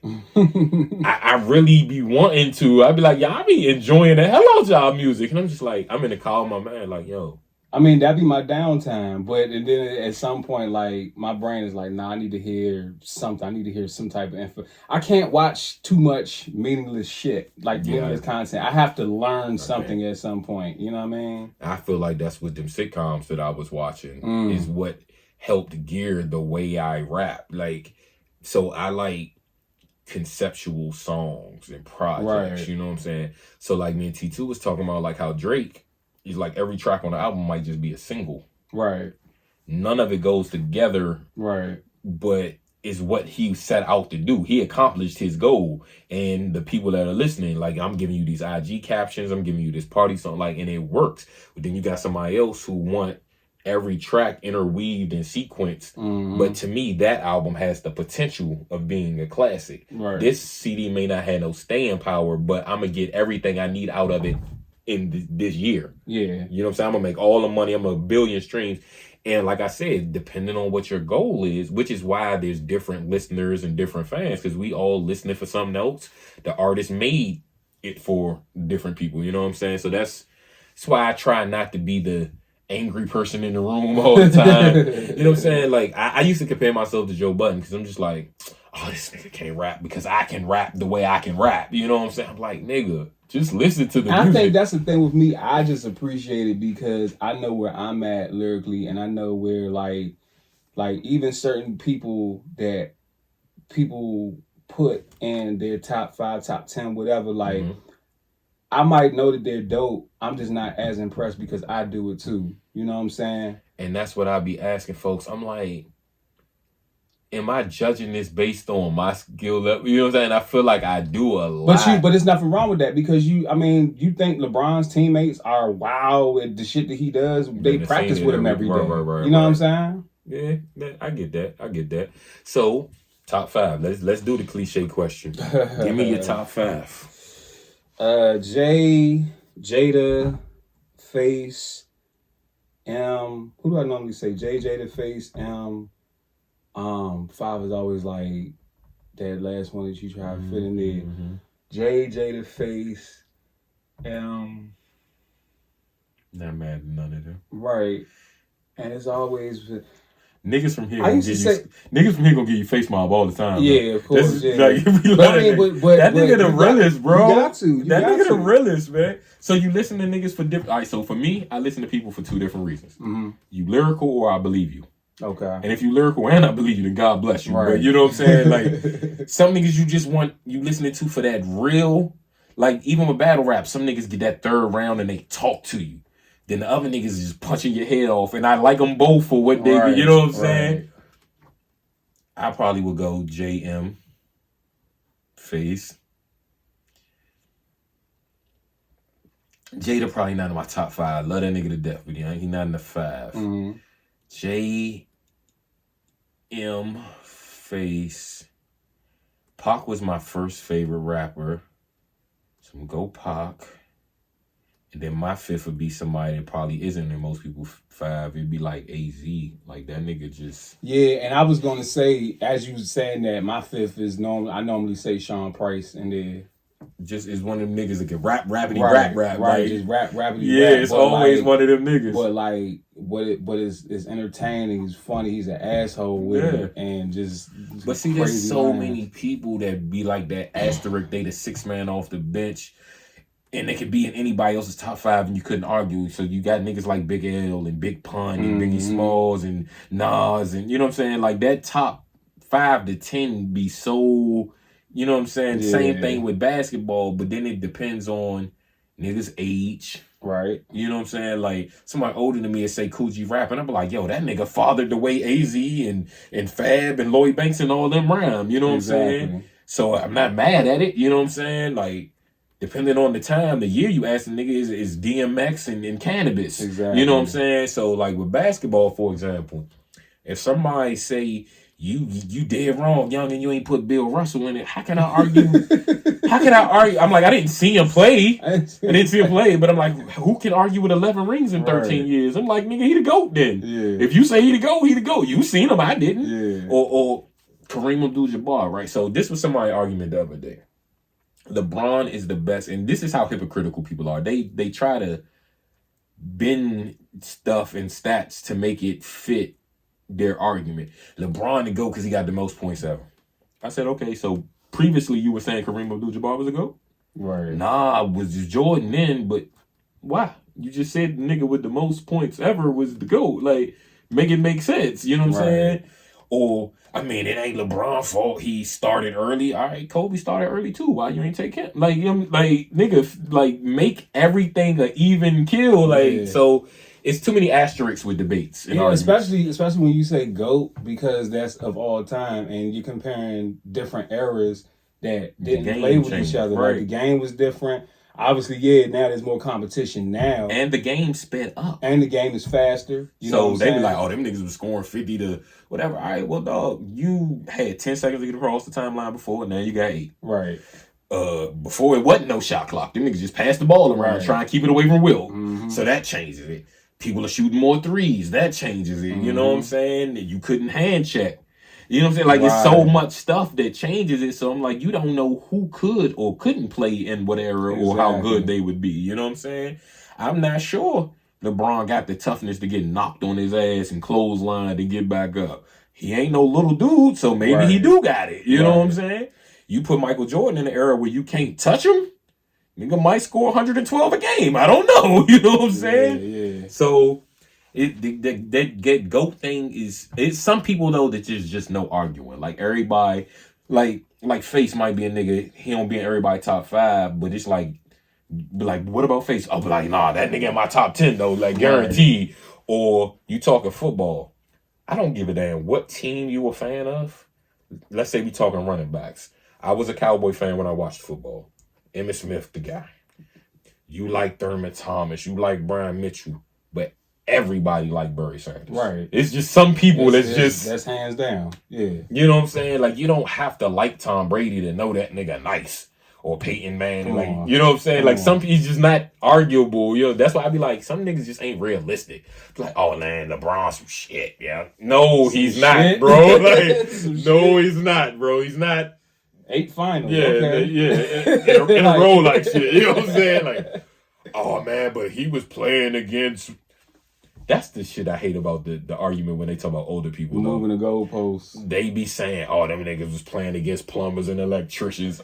I mean, the competition wasn't the same back then. And the difference is, like, you wasn't playing against a team full of shooters. A lot of teams you was playing against one guy who could shoot and a bunch of niggas playing defense. But that's because them niggas was trying to play against each other and not all be on the same team either.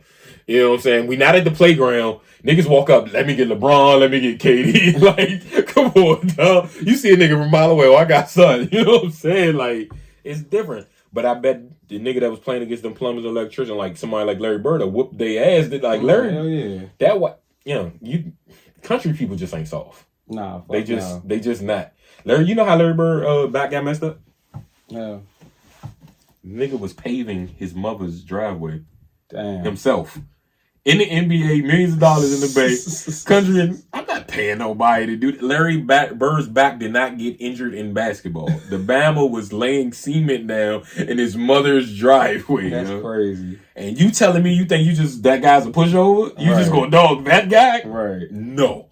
And that's Larry Bird, man. Larry Bird is nasty. Son, the 3-point shooting contest story is the greatest to me. They said that man walked in the locker room and said, which one of y'all coming in second place? Then went out that joint and on the last one and stepped off on them peoples, man. That's probably the greatest moment. And yeah, what you got a moment for like rap? Matter of fact, who made you want to rap?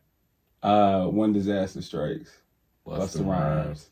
I think he's the one person that's whooping anybody ass in the verses, and I don't think they understand how many hits he got. Him, Wayne, and Missy.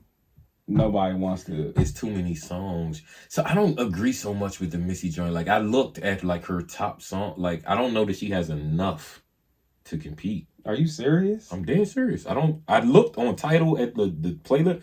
Or I just don't know all 20 them damn songs. Yeah, I might not know all them damn songs. I'm about to say, I know you got features and stuff too. So you got your features and stuff too, but it's just the show. Like she that's the thing. Jadakiss changed what verses was. At first, it was who got the top hits. We sit in the studio. You press play, I press play. Right. When it became the performance, that's when it changed. It was a rap. Yes, Missy's gonna whip anybody's ass performing. Busta's definitely going, and the fact that Busta got hits that I don't think people realize how many of them it is. Yeah, because going back to the late '80s with Busta. Busta got songs. So for me, who made me want to?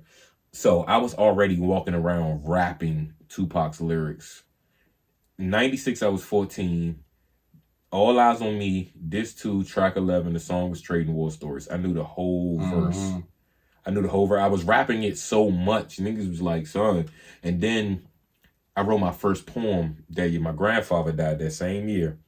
And I wrote a poem, and it just happened to be 16 lines. And I read it to somebody, and they were just like, all right, I'm gonna play this instrumental real quick, and so 96 did it for me. Yeah, it was over. 96 did it for me. I think when I had When Disaster Strike, and I was like, man, like I kind of like this shit. I'm like, I think I can do this shit too. So I don't even remember where I got a beat or what. I don't know what happened, but I ended up with an instrumental some kind of way, and I tried to rap over. Actually, I wrote a rap. I was writing raps. I started just writing raps, and then eventually, I came across some instrumentals and started recording them on the cassette tape joint, and I correctly guessed that I could use headphones as a microphone.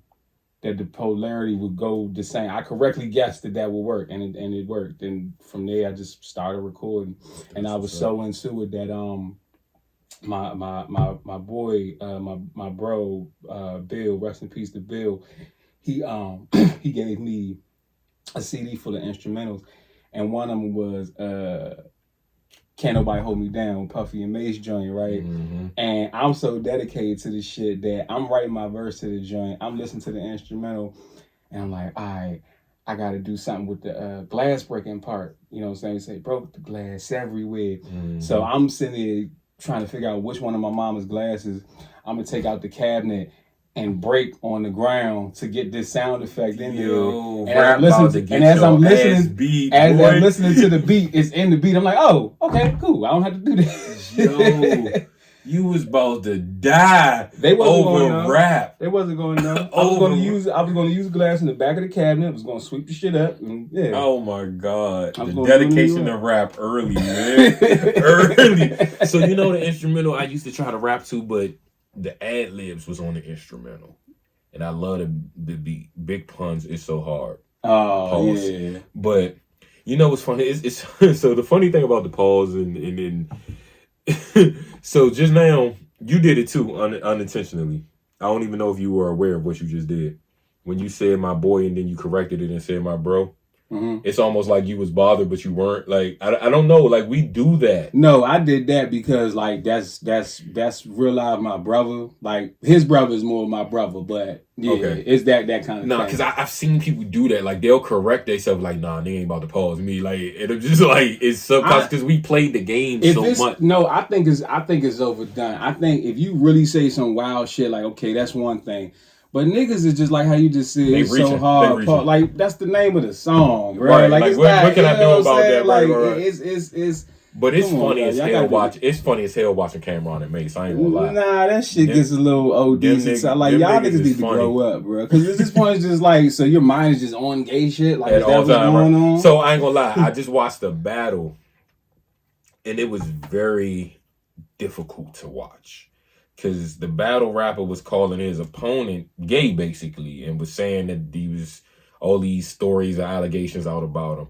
So the battle rapper made his whole round to try to insinuate all this stuff. But I'm like, bro, what mind state did you have to put yourself in to come up with all these damn creative? Yeah. I'm like, bro, like you're saying the word more than like this is cringeworthy. Right. Like you're not uncomfortable. Right. Forget the allegations on him. Right. Like we need to address you. You know what I'm saying? Right. So yeah, I feel you. I definitely feel you. I mean, it's been a long time since we played them games, but it was definitely a moment. And then you was like to the point where you was like, all right, bro, I'm just not gonna say nothing else. Like, all right, dog, y'all got it. Like, you know what I'm saying? So, but we all go through our phases, different things that we grow out of. You know what I'm saying? So.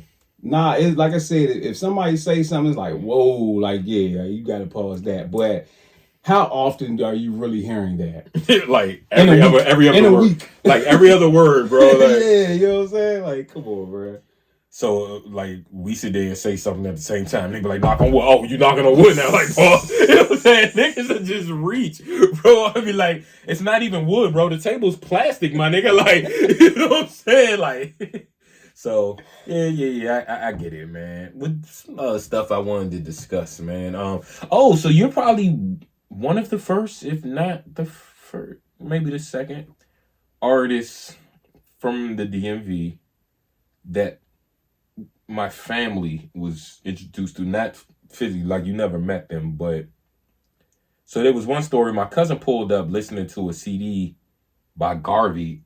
And like my cousin ain't never go with me to open mics, and I'm like, yeah, how you know? Like what is? He was like, nah, he be at the TCB show. He was outside the joint at the CFE rapping, selling CD. Yeah. Cousin was trapping. He had the money, he bought it.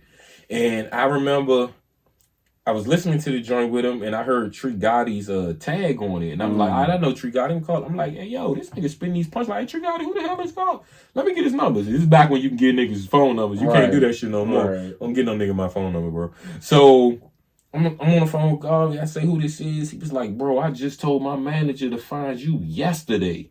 Damn. I was like, you should. So there's a dude named Betta that was with the Chocolate City Records, a group called The Commission, Whitey and all them. So I was like, making sure he wasn't talking about him. He was like, nah, I know who you is with the punchlines, bro. I'm trying to do this song called Four Corners, like different sides of the city. I was like, that's tough. Garvey pulled up on me the next day with the CD, with the instrumental and all that. I was just like, that's dope. So with you, remember, I had to buy the CD numerous times from you. So I buy the CD from the Island Cafe, and I'm playing that joint, and my cousin and his wife listening to it, and they rocking with the joint. Next thing I know, my CD ain't where I had it. Like, the joint was on my dresser because I kept taking it out in the CD player and, you know, listening to, like, my 3 favorite joints for that week. Because, like, I didn't have CDs that lasted that long because I listened to a lot of music, local artists and otherwise. Right. So... yeah, they took my joint, man. I was like, I had a Cabernet joint, man. I was like 4 or 5 copies. yeah, because they kept taking the joint. So then they playing it. Then Lil Cousin in the joint with his brother, and he wanted jumps. Like, hold up, dog. Like, y'all not just gonna keep roughing me for my joint, man. That was my album. I don't know. It was one line that always stood out, and it's crazy because it ain't like Nas level lyricism, but the joint was just. So I like lines I can picture too. Yeah. So you was like, you don't never, like, you talking about hustling. You was like, and I don't take shorts like I'm moving to Alaska. So I was just like, yo, why is it so visual to me? It's like my favorite line for like a decade and a half now, dog. Like, that's what I like though. I like when I can see, like, I feel like some artists now picture the music video and write to the song around it, you know what I'm saying? And that's just creative. It depends, like, you know, if you're that type of artist that can pull that off and that works, like, I try to do that sometimes too, because again, like, you're creating, it's like nowadays you're creating everything at the same time, you know what I'm saying? I literally do that. I'm literally in the studio. I'm not recording on Pro Tools, I'm recording in Reason with the beat. So I'm like sequencing the beat and working on shit while I'm working on the lyrics at the same time, which is dope because I can make a lot of decisions at the same time, and you know they'll match and they'll go together. I don't want you to think you got out of that either or game either. NBA or NFL? Oh yeah, that's a good one.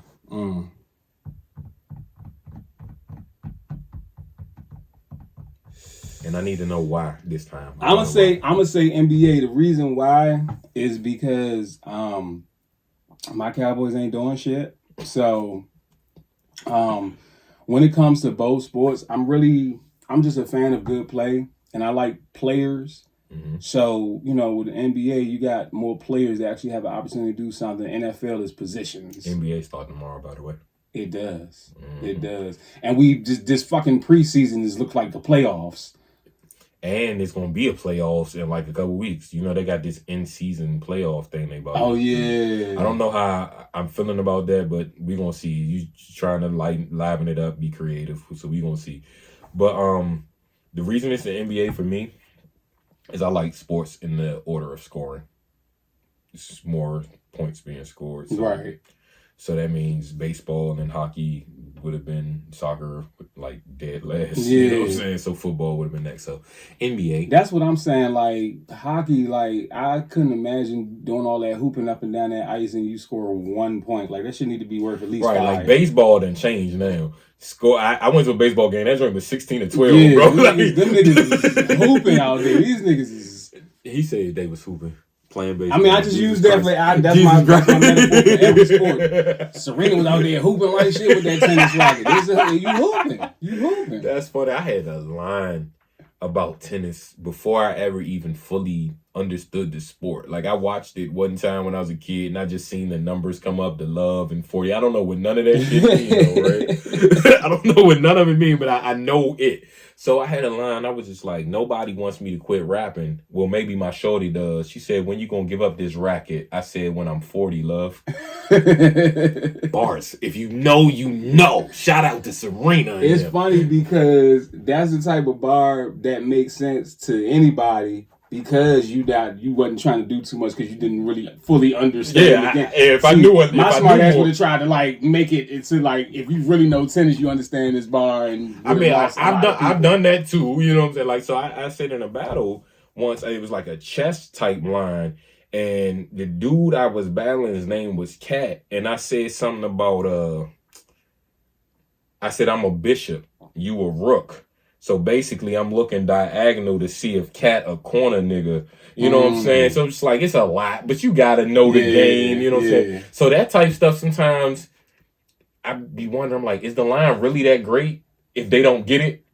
Right. That's the skill to be able to say something that niggas can catch, but then you still trying not to make it too corny. Yeah. You know what I'm saying? So that's that fine line. With battle rap, it's so difficult, yo. You like, all right, you want some room shakers in the moment, but then it's like, all right, I'm also writing for the nigga that's gonna catch it on YouTube later. You know what I'm saying? So it's a balance. Battle rap is that shit ain't easy, dog. Yeah, the audience, all that shit. I mean, like I say, I think we pride ourselves in making shit difficult for ourselves for no reason. for no reason. They don't even get it. I think sometimes I be giving rappers too much credit. I'm like, I'm giving a line a double meaning that nigga wasn't even implying. Right. You know what I'm saying? I'd be like, but no, it was Jay-Z. He meant that shit. You know what I'm saying? Like, my wife be like, I'm not sure. Like, that might just be how good you are. No, but they do that with me. And they say something, they be like, notice how you say blah, blah, blah. And I'll be like, I ain't even mean it like that, but that's crazy that you I'll take it. I'll take it. You know what I'm saying? No, I did that once. I said reside, right? Mm-hmm.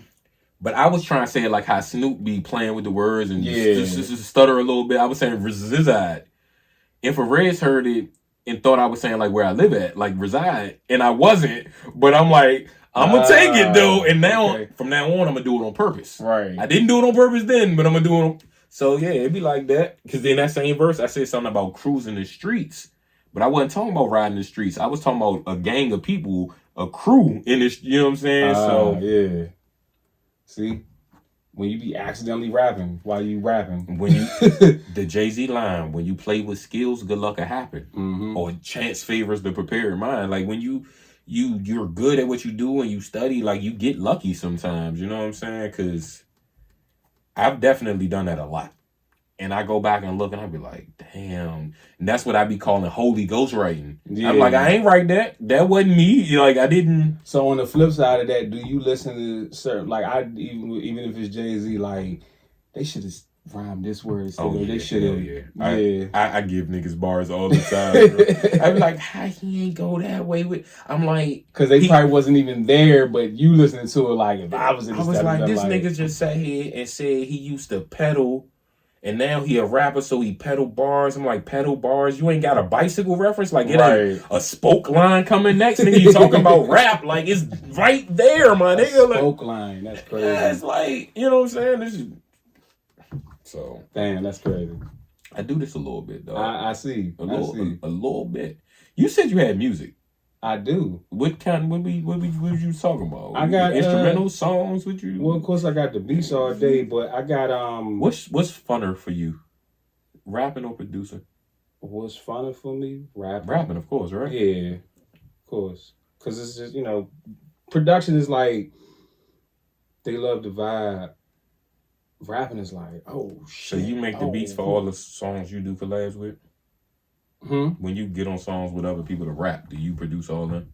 No. You don't even want to. You mean when I get on other niggas' songs? Like if like you said, like if, let's say right now Project Pat trying to do a song with you, are you producing it or would you rather not be the producer on the track? Oh no, I don't have no preference. I would love to produce it, but I don't necessarily have to. I got you. Because I know this. I don't even like producing all the time. Like I like producing all the time, but I don't have to be the one to make the beat all the time. Sometimes I just want beats to already be made because there's some dope ass producers out here, and I pride myself on making all types of beats, right? So if I had like a one particular style of production, that would just be that. Do you feel like it's an advantage? Like how J. Cole make beats and then he collab with somebody on the joint. Do you think that advantage goes to J. Cole because he made the beat?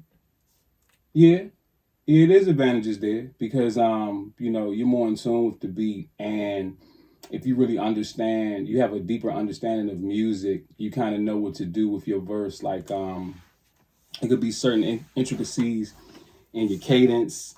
If you understand music theory, music chord progression and composition is basically kind of built off. It's like the melody is question answer, and so when you can kind of mimic that and you're rapping, whether you're literally doing it with the words that you're saying or your flow, or it's just different ways of making this line complement this line, or these 4 bars complement these 4 bars. You know what I'm saying? You know what? I just thought of something. That beat slow down drinks you did before. What was the name of the song? Breakdown Crank. Breakdown Crank. That can't. I don't feel like that can happen if you weren't the producer. Right. Like, people ain't gonna get that idea because that beat, like, you had to think about what you wanted to do while the beat was being made, right? Or yeah, I mean, well, so like, can you make that beat and then get it to somebody and they make that song? Like, I just don't like without the. I feel like the producer would have to tell the vision to the rapper. Oh yeah, definitely. I mean, that's for the that whole. To happen. But see, like, so I got that from it's I can't remember whose song it was. I think it's MF Doom, but it's De La Soul and MF Doom. They have a song like that. Okay. And I think Busta's on the song too. So that was the most creative shit I ever heard in my life. I just want to point that out. So they had, so that's where I got the concept from, but theirs was a little bit different. And so I did that. But just if you come up with that, like, yeah, nobody else would have done it the way that I did it. Yeah. So that's what I'm saying. Like, but that's, I guess, the difference in beat making and producing too. Like, I don't like people to make beats and email me. Like, I got a beat. I have to have input. Yeah. Like how T2 sat right there and was making the beat and he asking me questions. So normally what I do with him, I send him a acapella, the instrumental, and like the moment in the song that I want him to. I'm like, yo, when this nigga say this right here, you know what I'm saying? Right. So it's like I feel like I'm co-producing the joint. Even if I'm not there, I done gave you all the instructions. Now, if I'm there, we're gonna talk together. That is production by definition. Yeah. You know what I'm saying? So that nigga owe me some money. Nah, if you feel that nigga owe me some money, look in the camera, tell that nigga he owe me some money. I don't know. Man, I don't know anything about. Let me see if I can get my ventriloquist on. Hey, you owe that nigga more Betta some money. You heard it here. Frank Lucas. I didn't even say it in my accent. But let me, what we got? What we got? Well, I can play Colors, which they was fucking with heavily. We just performed this joint at the Ugly Money Music Summit. Me and my nigga T-Rock. That makes a difference too. Seeing something performed for the first time rather than hearing it first. Yeah. So like when artists drop a video the day the song come out, like that is different. I feel like you catch a bar or a line that you might not have noticed if you just listen to the song. I don't know if you ever... Lupe Fiasco got a song called Deliver. And in the video, it's like the pizza man don't deliver around my way because it's a bad neighborhood. Right. But had I not seen the video, that song doesn't mean as much. Yeah, and that's the importance. I'm doing this from my email, like the song not already on my phone. Because I'm used to having to go to my email to play it. Yeah, times is different though, man. Music change.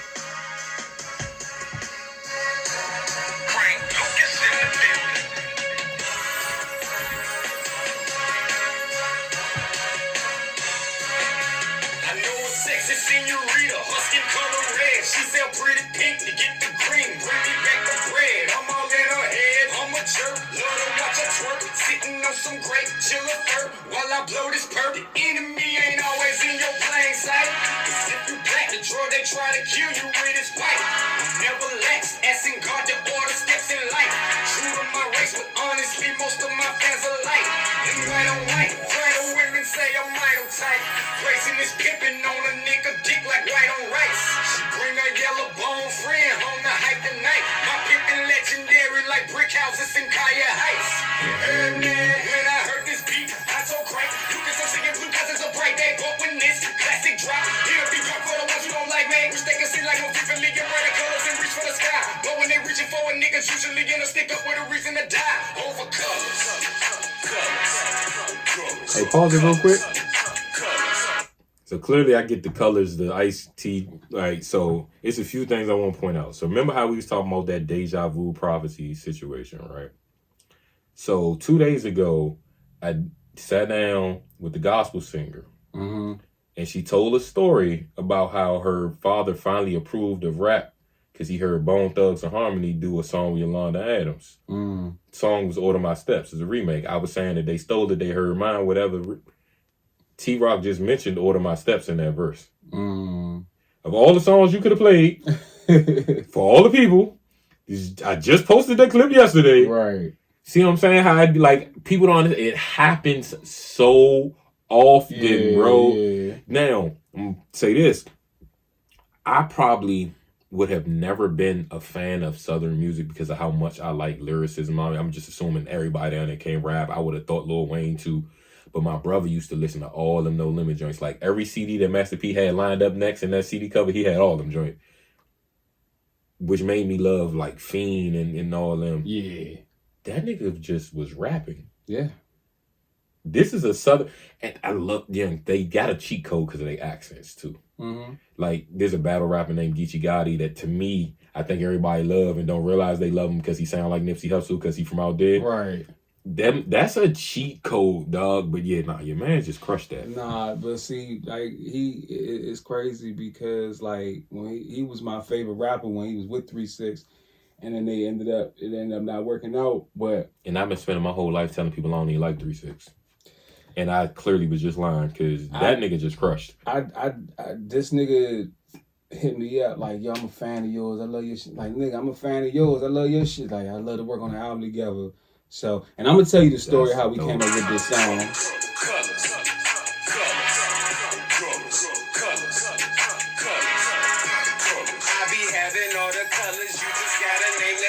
And I got your favorite blue. She be like, damn, your hunt is blue. Plus, I keep that sticky green. I can use it as a glue. I got every shade of sister getting twisted in the pool. I be pimping on them too. I to go old school and respect the legend Ice T, cause he your go-to. You can get with us and end up red like tomato soup. Leave your soul invisible. You'll be clear without a clue. Me and C-Rock record spinning like we is the ones and twos. Shawty pink like Sherbert. Told me come and get a scoop. Then I'm back outside, cause we grinding as a group. Do a show with Woodstock, and I share the stage with Snoop. I want Nuri car in red, throw a Lambo in the loop. Want a black Batmobile and some camo on the coupe. Yeah, I see they green with envy. We ain't worried about them suckers, and I'm representing DMV on mothers over colors. So like I had pulled up on him and we was playing beats and shit, and this is one of the beats. This is the first song that we came up with, and he was saying the beat was making him see blue, and so I was like, it made me see gold because of the instruments and shit. Like that's just the color I see with certain instruments, and so we was having that conversation for like a minute and a half, and then after that conversation I just started saying colors. So that's how that came together. And see, the creativity, the lyricism, you went at it a whole different way. Like you made a bunch of wordplay about colors. Like you started off with hue. And that's another thing that I don't even want to gloss over like that fast. The first bar you ended with the word hue. It's the smallest word, but it exhibits vocabulary. It says so much, right? It's 3 damn letters, bro. Don't say hue. Like it's 3 damn letters. Like the only other rapper, Jay-Z. My favorite hue, Jay-Z blue, and you're wearing blue, and then blue is what. Right. But right. even like so, if you had already did that because of how I am, I would have wanted to be lyrical, but I'm not going to now play with the colors the way you did. Right. Because I can't. It's just not how I rap. But if you'd have told me the story, or let's say I was sitting in the back seat when y'all talking about how y'all came up with the colors, you said something, because I hear differently, and you didn't even say it, but you said something. You said your man said, it make me see blue. Mm-hmm. I hear sea blue. Water is my very first punchline. You see what I'm saying? But that ain't even what you said though. Right. It's what you said literally. You know what I'm saying? So it's like that shit. If you train it, that's why I've been teaching. I went to a school and did it. I did it at a rec center. I want to set it up to where I could teach this class to whoever. I really want some adults to be in it too. I'm like, I need to help y'all get lyrical too. But I'm teaching lyricism So there's so many techniques that I know I do that other people do not do. Right. Because they don't even know it exists because I Right. might have created it. But like I go in there and I teach so many different little techniques. So like one thing I did that was fun because it was competition, because it was 8-10 people in the room, or at the class it was 25. I put a word on the board. And the teacher, something the teacher used to do in school when I was younger, is like find however many words you can using those letters. So I think it was Black History Month one time when I did it. So I wrote injustice. And I gave them a time limit. So it's not, you're not gonna come up with every word, but you as many as you could. So in like 5 minutes, I came up with 33. Damn. So you set the bar real high, and people like, there's no way I could do that many. But because you know someone already did it, 5 and 6 words ain't gonna suffice. Had I not said nothing, they would have had 6-7 words tops. Right. But with me saying that, people got 17, 18, 24 words. You know what I'm saying? It's something about competition. So you hear somebody else's verse, oh, I gotta do this.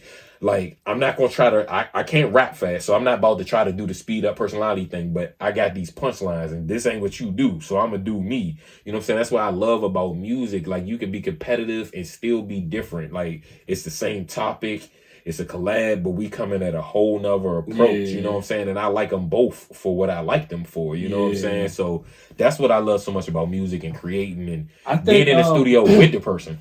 Competition is an interesting word. I think there's another word, not competition, but like you said, just pushing people past the point. Like I remember I think it was like in the 60s or 70s. There was some race that was ran. I don't remember, but I remember this information. Right. 60s and 70s. Yeah, I do remember. I was right there when they shot JFK. Goddamn. But like somebody had ran a certain time, and this had never happened before. And then the next year, like 6 other people ran close to that time. Right. Even looking at like 3-pointers in the NBA, like niggas is shooting from. There's a YouTube channel called Jimmy X High Roller. And he makes videos breaking down NBA shit, but he does a lot of like hypothetical stuff. And so he starts the video off with Trae Young hitting a 3-pointer. And Trae Young points at the ground. And he's like, Trae Young's pointing at the 4-point line. We don't see it, but he sees it. The hash mark. Because it's in his gym, in his practice facility. And I think it's like an extra 3 feet out or something like that. Like and then he broke down like the statistics of players that shoot from that distance. And it wouldn't even be Steph Curry be number 1. It would be Trae Young. And he's like miles above everybody else. I've seen that list. It's him, Dame Lillard, and Dame Lillard. Yeah, it's like Dame Lillard is like here, Steph is here, Trae is here, and then everybody else is. So like that's just the human condition, just pushing motherfuckers is like, oh, well, if he could do that, and I guess competition, yeah. I might not could do it here, but if the 3-point line here, then I can at least do it here. Right. Yeah, I've always been that person, man. Like, and it's an unsaid, it's an unspoken thing, though. You know what I'm saying? Like, I remember Southeast Slim told me one time he came to a Santa Claus photo shoot, was leaving, going to the studio. I was like, man, Slim, I'm trying to do a song. He was like, Mo, I ain't with all that grandstanding. Cause he know me. He know me. I'm coming to, like, I'm about to dish you. You talking about the vocabulary word, right? He ain't say showing off. This nigga said grandstanding. Shout out to Southeast Slim in that vocabulary, man. Yeah, Southeast. He ain't never say that to me. He'd be like, oh, you want a feature? I extended it over. Because the thing was, it's just like, he know me though. Yeah. Like I might dish you on the song with you. I'm really one of them type people, bro. Like I'm unashamed. I wouldn't mind because you only got 6, so you only got 6 songs. 7. Like nigga, you part of history right now. What the hell are you talking about? Man, let me get my 48 bars off on your verse. You know what I'm saying? Like, and I do that too. I'm not. Because I rap okay, so that's the grandstanding part right there. That's that bullshit. That's that bullshit shit right there. I rap 36 bars total. This nigga got a 48 verse. Like, no, listen. When you rap infrequently, in the 2-3 years since you last rapped, you done experienced some life. You got some shit to get off your chest, then make an album, goddammit. That's not my problem. No desire, man. I have no desire to do. So everybody, Mo, why you don't got no project? Every time back in the day, niggas see me, they wanted me to freestyle or battle. Mm-hmm. So in order to be prepared every time, I had to spend my every moment Right. thinking about punchlines and bad. If I'd have wrote a song and it sounded like a diss record, bro, I could have wrote a love song, but I would have been carrying her. You know what I'm saying? Like, it's like first I carried her across the threshold and then I carried her for real. Like, so it's just mentally I was not there. Right. And I never had a desire for a record deal. If anything I would have done in the industry, it would have been writing. A&Ring, you know what I'm saying? Like, yeah. Being on the stage, like, because I know my flaw. I don't feel like people are honest with themselves. Like, I don't like my delivery in the booth. I don't like the energy. Like, I remember recording with 3030 one time, and I just watched him go from 0 to 60 as soon as he opened his mouth. I'm like, damn, how are you there already? Yeah. Like, you know what I'm saying? You in mid-song stride, but he want to punch the way I punch. Right. I'm like, the difference is I can teach you that. Yeah. I don't feel like you can change my personality. You know what I'm saying? Like, I'm laid back. But you also can be coached, though. So I once recorded with Judah, and he was like, I need you to talk louder. Rap like you mad. Or do this.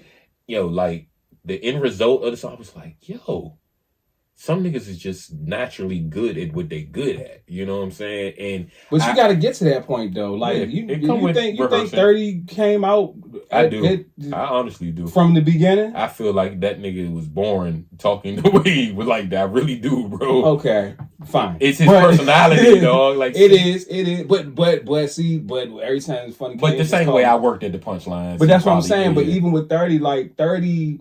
he be there, but he's kind of laid back too. 30's like he laid back as hell. That's what I'm like. I was almost scared. He like Bruce Banner. Like he just turn that angry. Shit on. Like how you just turn that shit because it's already there. He just Muggsy Malone, another one. Like he rap just like that, and I'm just like, how did y'all do that?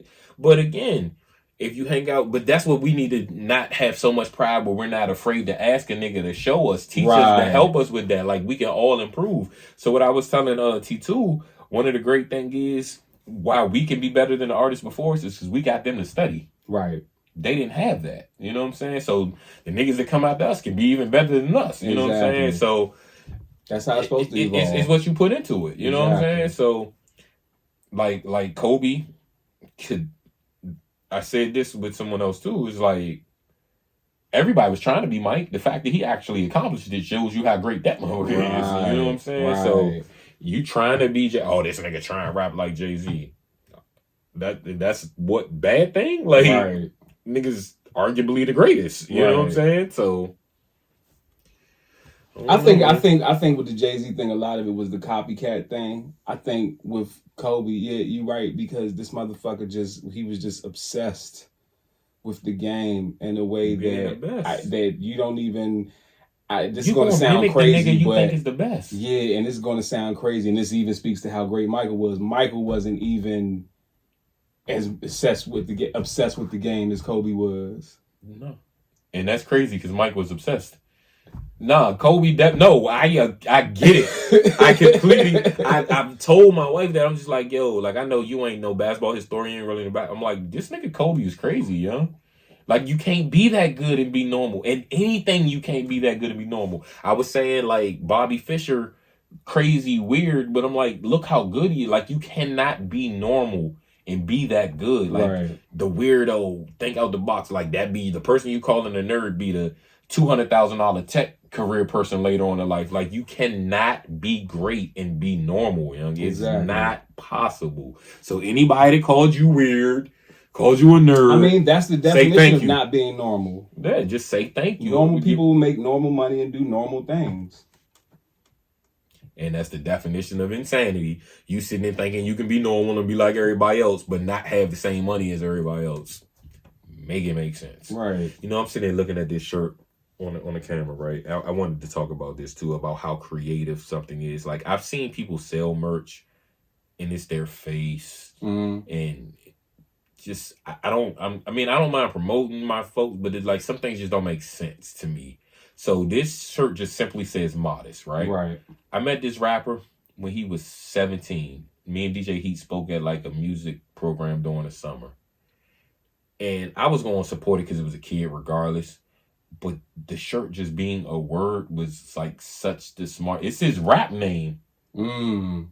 But so I'm promoting him, but I'm like, why wouldn't I buy that? Because it's just a word that could define a person. Yeah. You know what I'm saying? So I was just like, I don't even think you realize what you was doing, but this is the smartest thing I've ever seen in my life. Yeah. Now, what wasn't smart was the fact that he changed his name later. Oh wow. You know what I'm saying? That's crazy. But I just wanted to let people know, like, that's just a suggestion. It's a very, and you're right, because that is a very, that word is a very dope statement, and it has when you say the word, what it evokes, it evokes something.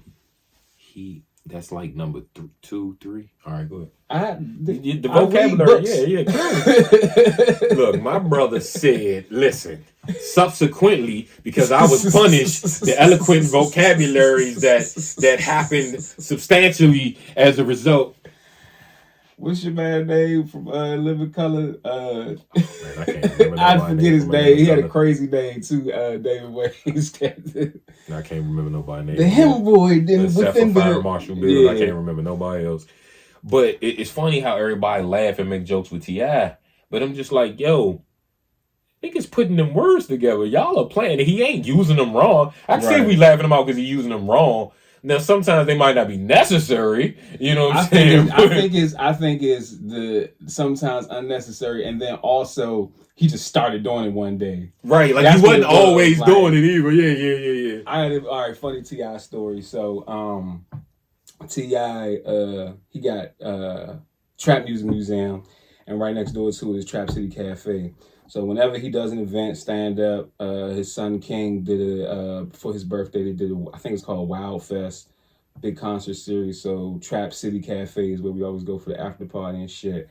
So this one particular night, we was at Uptown Comedy Corner in Atlanta, and T.I. performed that night at the Comedy Club. I missed that part of the show, but I did get there to see Bill Bellamy. I met Bill Bellamy and everything. So we go to Trap City Cafe afterwards. And I'm chopping it up with Tip, and I'm just telling him like, yo, you know what I'm saying? I really fuck with your shit. I said, I've been fucking with your shit since I'm serious. I said, still ain't forgave myself. That's my motherfucking record. He's like, that's what's that. 3 minutes later, DJ starts playing that record. Tip turns around, look at me. Yeah, I bet you told the DJ to play that, huh, motherfucker? I was like, nah, I ain't. He's like, yeah, you did. That's some real down to earth shit right there. He real cool. Like, you just. No, I didn't give off that vibe. I'm serious.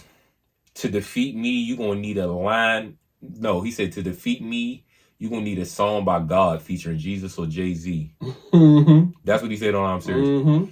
I didn't hear the song.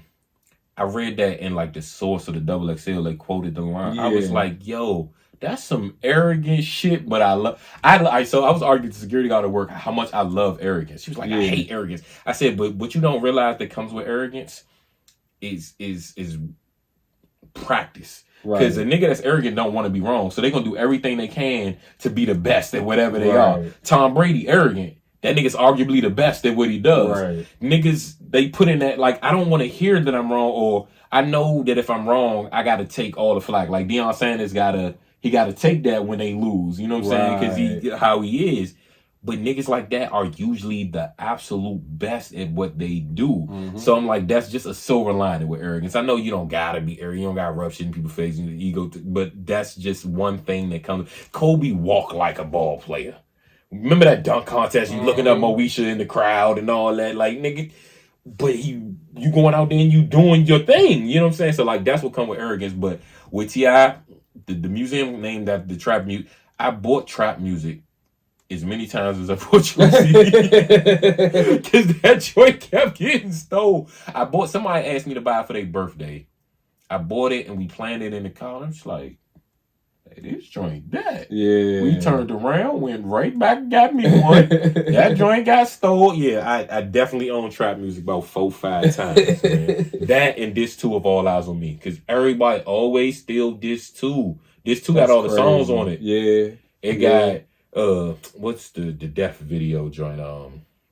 I Ain't Mad At You. My song Trading War Stories. The song with Method Man and all them on it. Is on there. The joint with Snoop,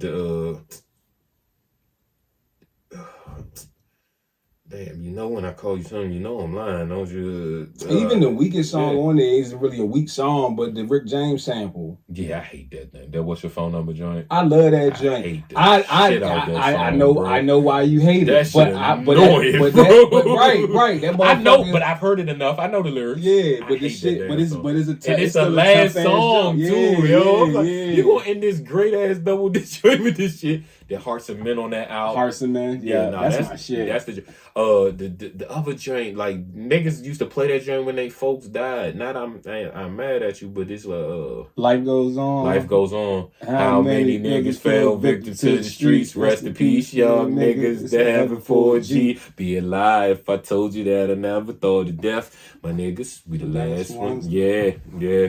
That's the album. Classic. Now that I say All Eyes on Me is the greatest rap album ever made. This one might mess it up for a bunch of people, but all right, let's go. These albums, these classic rap albums. Okay. Reasonable Doubt. Mm-hmm. It's Dark and Hella Side. Of course. Some people that say Flesh of My Flesh too, but for me, I'm just gonna go with Darkest Hella Side. Scarface is The Fix. Shit is one of my favorite albums. Like I don't skip shit on that joint. Mm-hmm. Two other albums, not rap. I just want to point out real quick that I love R&B joints. Erykah Baduism and Lauryn Hill's Miseducation. Them shits is like perfect to me, bro. Yeah. All right, so back to these classic rap albums.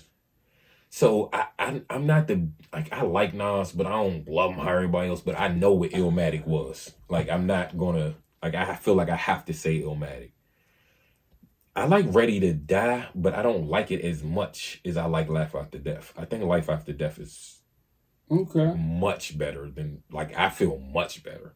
Which album we going with for Eminem? They always say the Eminem Show. I love the shit out the Slim Shady LP though, dog. But the Eminem Show might it's be between Slim Shady and Marshall Mathers for me. The Marshall Mathers, that's the one I meant. That's what I meant. Right. It's Marshall Mathers joined the one with I never knew I but I don't know. I think it's the Slim Shady. Bonnie and Clyde, Brain Damage, Role Model, Rock Bottom. That joint, fucking they got just the the two of us. Just the 97 Bonnie Clyde joint. That joint.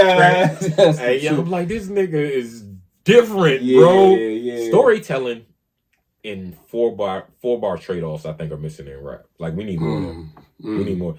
I know it take a lot of time to write the 4-bar trade-off, and the nigga gotta be equally on your skill level to do it, but like how MOP, the Locks, like I need more of them. So remember, what was it? The Keeping It Gangsta remix? So it was Fab and Paul Kane, Styles P and Jada. Right. I feel like somebody else was on it. I feel like it was it was MOP maybe. Maybe, yeah. It was like 6-7 people on it. Niggas don't do that 4-bar trade-off enough in the storytelling. Matter of fact, before we get to the storytelling, with more classic albums, because clearly it's more. To me, that trap music joint, because I got a memory attached to it. But Jeezy, Thug Motivation, that joint. Of course. You know me, when the smoke clears, Mr. Don't Play, Everything's Working. See, The Fix, but it's just so many, like The Diary. The Diary. Last of a Dying Breed. The Diary is so the Diary. Made and Emeritus. I love all the listen. It's hard. The Redemption song is one of my favorite joints for the shit talking he speaks in between the verses. That nigga say, I know the rest of you motherfuckers wish you could be that real, and everything I say I am, nigga, I am. I was like, fuck, I wouldn't even listen to the lyrics, just the interlude. That nigga Scarface followed me on Twitter. I was so that boosted, dog. I was having a conversation with a girl on there, Liz's locker room. She real good with like sports and stuff. She knows what the fuck she's talking about. Okay. And her and him was talking about basketball, and I kind of interjected. I never interject with people that talking to celebrities and stuff, but they was talking my sport, bro. So I mentioned something about like Kevin Willis or some shit like that. He was like, damn, you know about niggas from like, now I'm like, nigga, I do basketball. Like, we go back to the first star and George Mike, and I do basketball. So, yeah, he was following me. I met Face at the Legend. Drell Day and Paint had paid him to come, like, his album came out. Made came out, because Never on Made, right? Yeah. So, he came out, and while Made was rapping, this dude from here named Yak Baracus had put out a freestyle to the instrumental. Right. So Face thought he was just like going off the dome. So he was like, anybody else in here freestyle? So niggas is mentioning me and my nigga Dame Dollars. Man, I get up there, get the rapping in front. I'm like, yo, I'm freestyling to Made in front of Scarface. Nigga, dope. like this is the... So I remember my man Dame had this one line, and I don't even smoke. I don't know why this shit stands out to me so much. This nigga say, look, baby, I touch paper. So much paper, we can split it down the middle like Dutch paper. And like, I ain't never forget that. I was like, yo, this is my nigga. Yeah. But yeah, nah, I fucks with Face, young. So Diary, I think, got the 3 best songs consecutive, like right sequence in a row. It's Smile, Mary Jane, and Smarts. Them is like my 3 favorite in a row on any album songs, young. Like them, the Smarts joint is my shit. Yeah. So what was storytelling? Now I Feel You. That's my motherfucking joint. That joint, yeah. That's that's a long ass. Like it's 4 verses and ain't none of them 16 bars. Like all them verses. I with like that grandstand 30 something. And this grandstand on his own shit. Yeah, no hook. No hook. I don't need no hook for this shit. American Gangster might be Jay-Z's best album, yeah. No, 2007 was a very, very important hip hop year. Came out in 2007. American Gangster. Mm-hmm. I think Graduation came out that year. Mm-hmm. I think T.I. dropped that year. Was that T.I. versus T.I.P.? I got hip to that album so much later, and like some of my favorite songs in life is on there. Tell him I said that is one of my shit. And then the joint where he's like, you know, I prepared my funeral service, blah, blah, blah. And he's rapping like, yo, he just say some real shit on them songs. And then, of course, the Watch What You Say with Me with Jay-Z. I could do without that Frogger shit with Eminem. That joint go with that Tupac song. But nah, T.I., yeah. Different. American Gangster, though, that...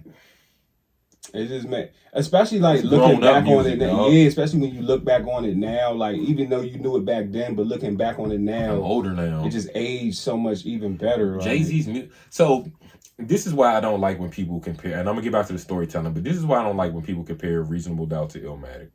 Nas was like 19 years old when he made Illmatic. Facts. Which makes Illmatic incredible. Right. I mean, the fact that Pac, Biggie, and he was 22, 20, like that in itself, like niggas is known as widely as the greatest of all time and was not even 25. Like that's crazy to me. So Illmatic is great for what it was because of that age. Jay-Z was a grown man. I don't even like people comparing this. That nigga was 26 years old when he made Reasonable Doubt. And Reasonable Doubt sound like he was older than everybody else. 26-year-old in retrospect is young as shit. It is. But what that nigga did on that album, he rapped like he was 40 already, dog. Like, that's the only... For as smart as I like to think I am, and I get all these bars and I don't miss shit, I don't think I've ever listened to Jay-Z's Reasonable Doubt in my life and didn't catch something that I didn't get before. Oh, yeah, definitely. And I mean, I listen to the album a lot. I still go through it to this day. Like, oh, that's what he meant. That's what he was saying. Even off of Reasonable Doubt. That nigga put... So what I tell people, I feel like, this is not to disrespect Nas, but I feel like people that thought Reasonable Doubt wasn't as good as Illmatic, like the niggas that thought Illmatic was better, weren't outside.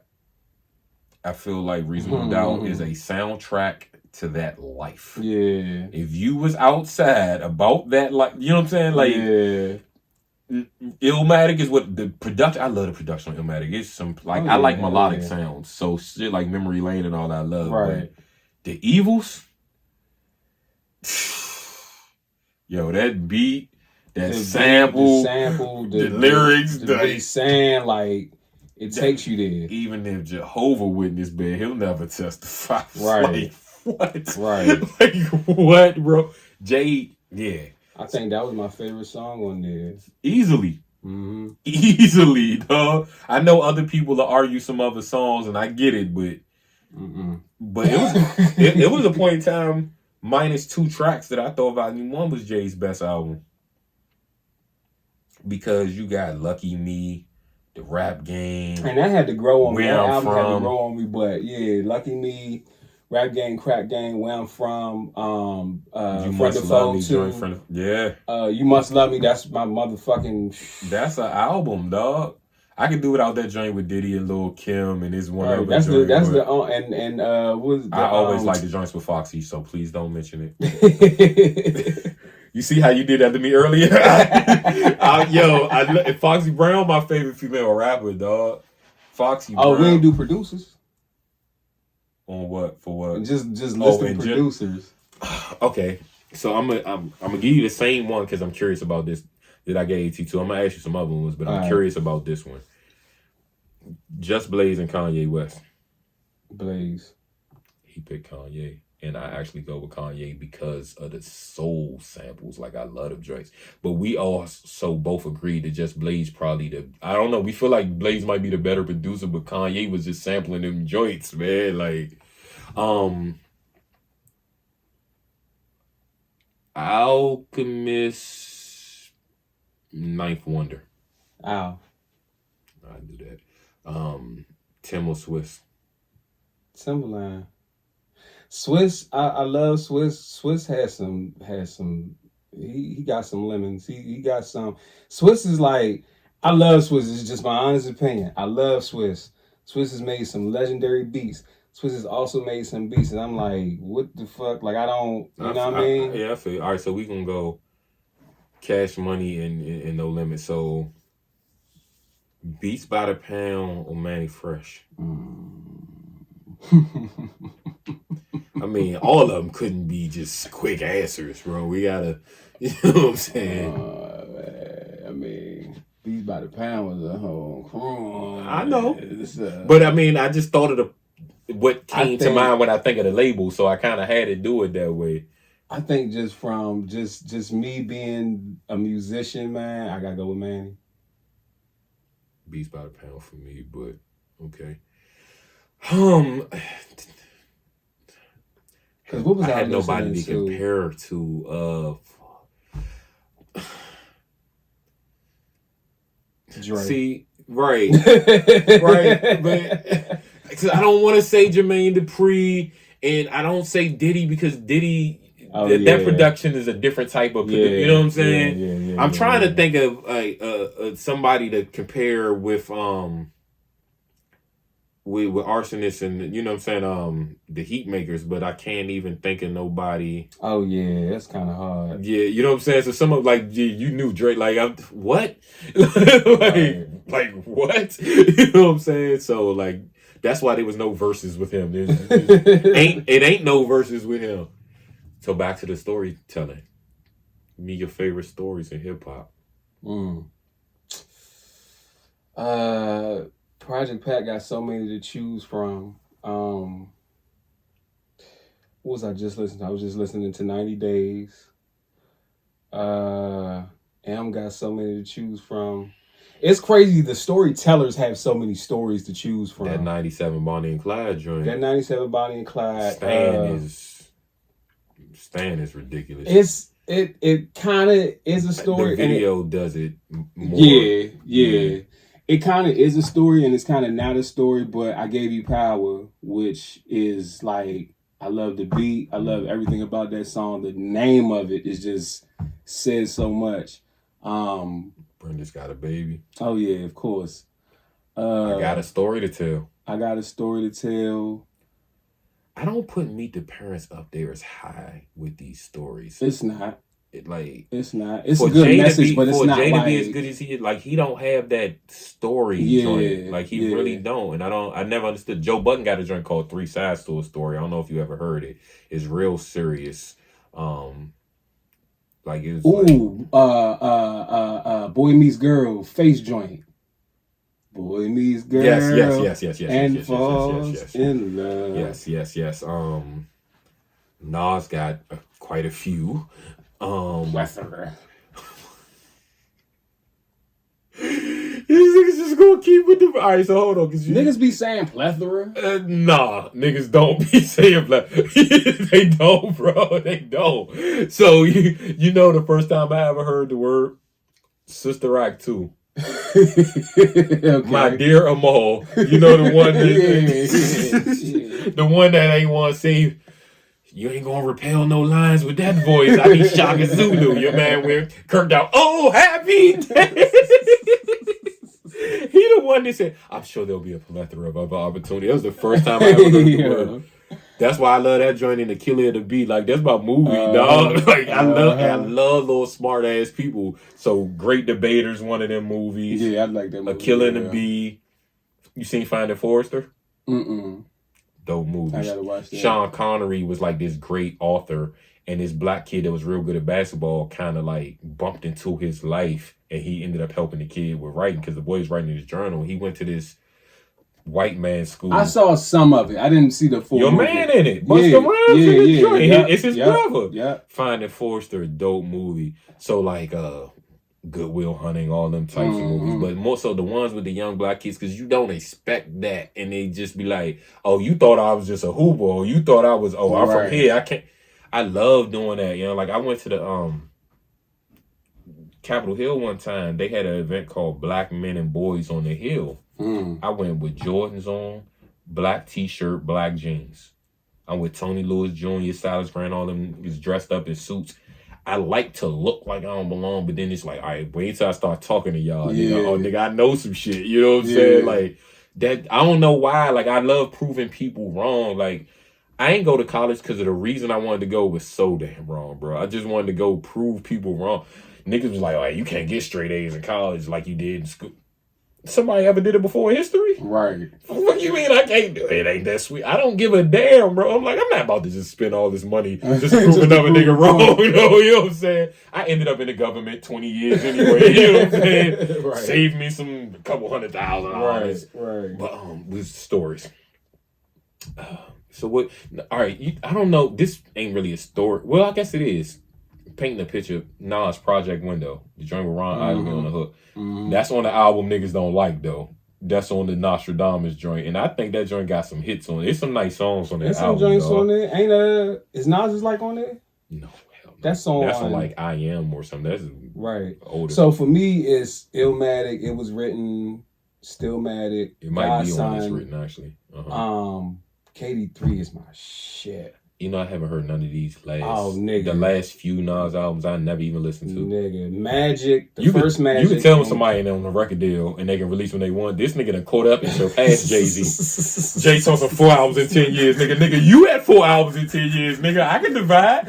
What you talking about? No, Nas done caught up with your boy, man. Jay, you better put out an album, nigga. An album. Ain't it crazy, though? Like, but just think now versus back then, like that was a thing, like 4 hours, and niggas is like just every 6 months, boom, boom, boom, boom. That's boom. why I told T2, I said Tupac could have fit in this generation, the work ethic that nigga had. Because you gotta think those was albums though. Lil Wayne was doing that shit with mixtapes and albums. That nigga, I gotta give him credit for what he was doing, young. It's like that nigga was just going in there freestyling, all right, album done this week. No, you know? See, Wayne is why we ain't mentioned Wayne yet. Let's talk about the mixtape Weezy.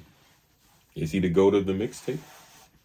Is Wayne the GOAT of the mixtape? I mean, who else is it going to be? It would There's be people that have mixtape series that are nice. Joe Budden got the Mood Music series. Fab got the Soul Tapes. Okay. Royce got the Bar Exams. Right. But ain't none of them Lil Wayne. Nah. Jeezy got a Jeezy, Dipset, G-Unit. Dipset, the G-Unit radio. Yeah, okay. Nah, it's some people you just... I forgot. It's some people. I forgot, but they still not Wayne. It's just because Wayne was doing the mixtape shit and he was doing the album shit. And Baby didn't want him to do the mixtape shit on the album shit till he started saying like, oh, wait, motherfuckers fuck with this now. Do that shit on the album shit. Dog. When you rap over another nigga song beat and make niggas forget about the original song, you done accomplished some shit. There's a few people that have done that in life, and I'm proud to say one of them is from here. So, 50 Cent used to get on niggas shit and remake the shit out them damn songs. Lil Wayne had everybody thinking This Is Why I'm Hot was his. That shit was bumping out of every car that summer.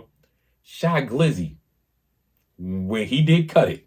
Oh, yeah. That shit became his, bro. Yeah. I don't even know the like, son. That shit is his. That's not an easy thing to do, yeah. Nah, it's not. So, and for a nigga that's tried to rap over Tupac beats or Jay-Z, like, I know them niggas lyrics. I cannot get that shit. Like I've done it over some Jay-Z joints, but Right. I can't rap over Pac. So I know all the words. So those be the artists that's kind of hard to follow up. Like you can't niggas do the song got to be better freestyles than the and shit. original, dog. Yeah, and what Jay-Z song you gonna do that's better than the original? Some people hate. Some people. That's why hate. I've only done. You got to pick one of them obscure Jay-Z songs. Yeah, that everybody know. That joint was a street single. Yeah, You got to do. All right, so or spend a lot of time writing. and he follows me too. Shouts to Kid Capri, but that fucking The joint on Volume 2, the Hard Knock Life I album. hate that beat. It's like that, yo. That song. But I love the song. That song. I don't hate the beat. Is my that's like my favorite beat on the whole That album. beat is Well, so except for basic the to Hard me. Knock Life. Of That course, beat is but- so basic to me. But I Damn. love this song. Damn, you got so mad you done fucked the camera up and shit. Nigga, damn, boy. Nigga said, I hate that shit, bro. But I love Kid Capri. I just found out about the dude, Mark the 45th, and he just died. Oh, Mark the 45 yeah, King. Yeah. Joe Clay talked about him when he was telling the story about the Rap City joint, because Joe Clay did the Breakfast Club. Right. And he was talking about that. So Joe Clay used to have the Hard Knock Life beat. Oh, for real? Nigga wrote, recorded to it and all that. Oh, that's crazy. And then Jay-Z ended up with his nigga was like, he told the dude, he's like, hey, delete all my, delete that shit, bro. Like, that's crazy. So I never knew. It's crazy. Some of them albums back there, I never knew who produced these tracks. The Hard Knock Life is such a big song. I should have known who made the damn beat. Right. But I just played that album the other day.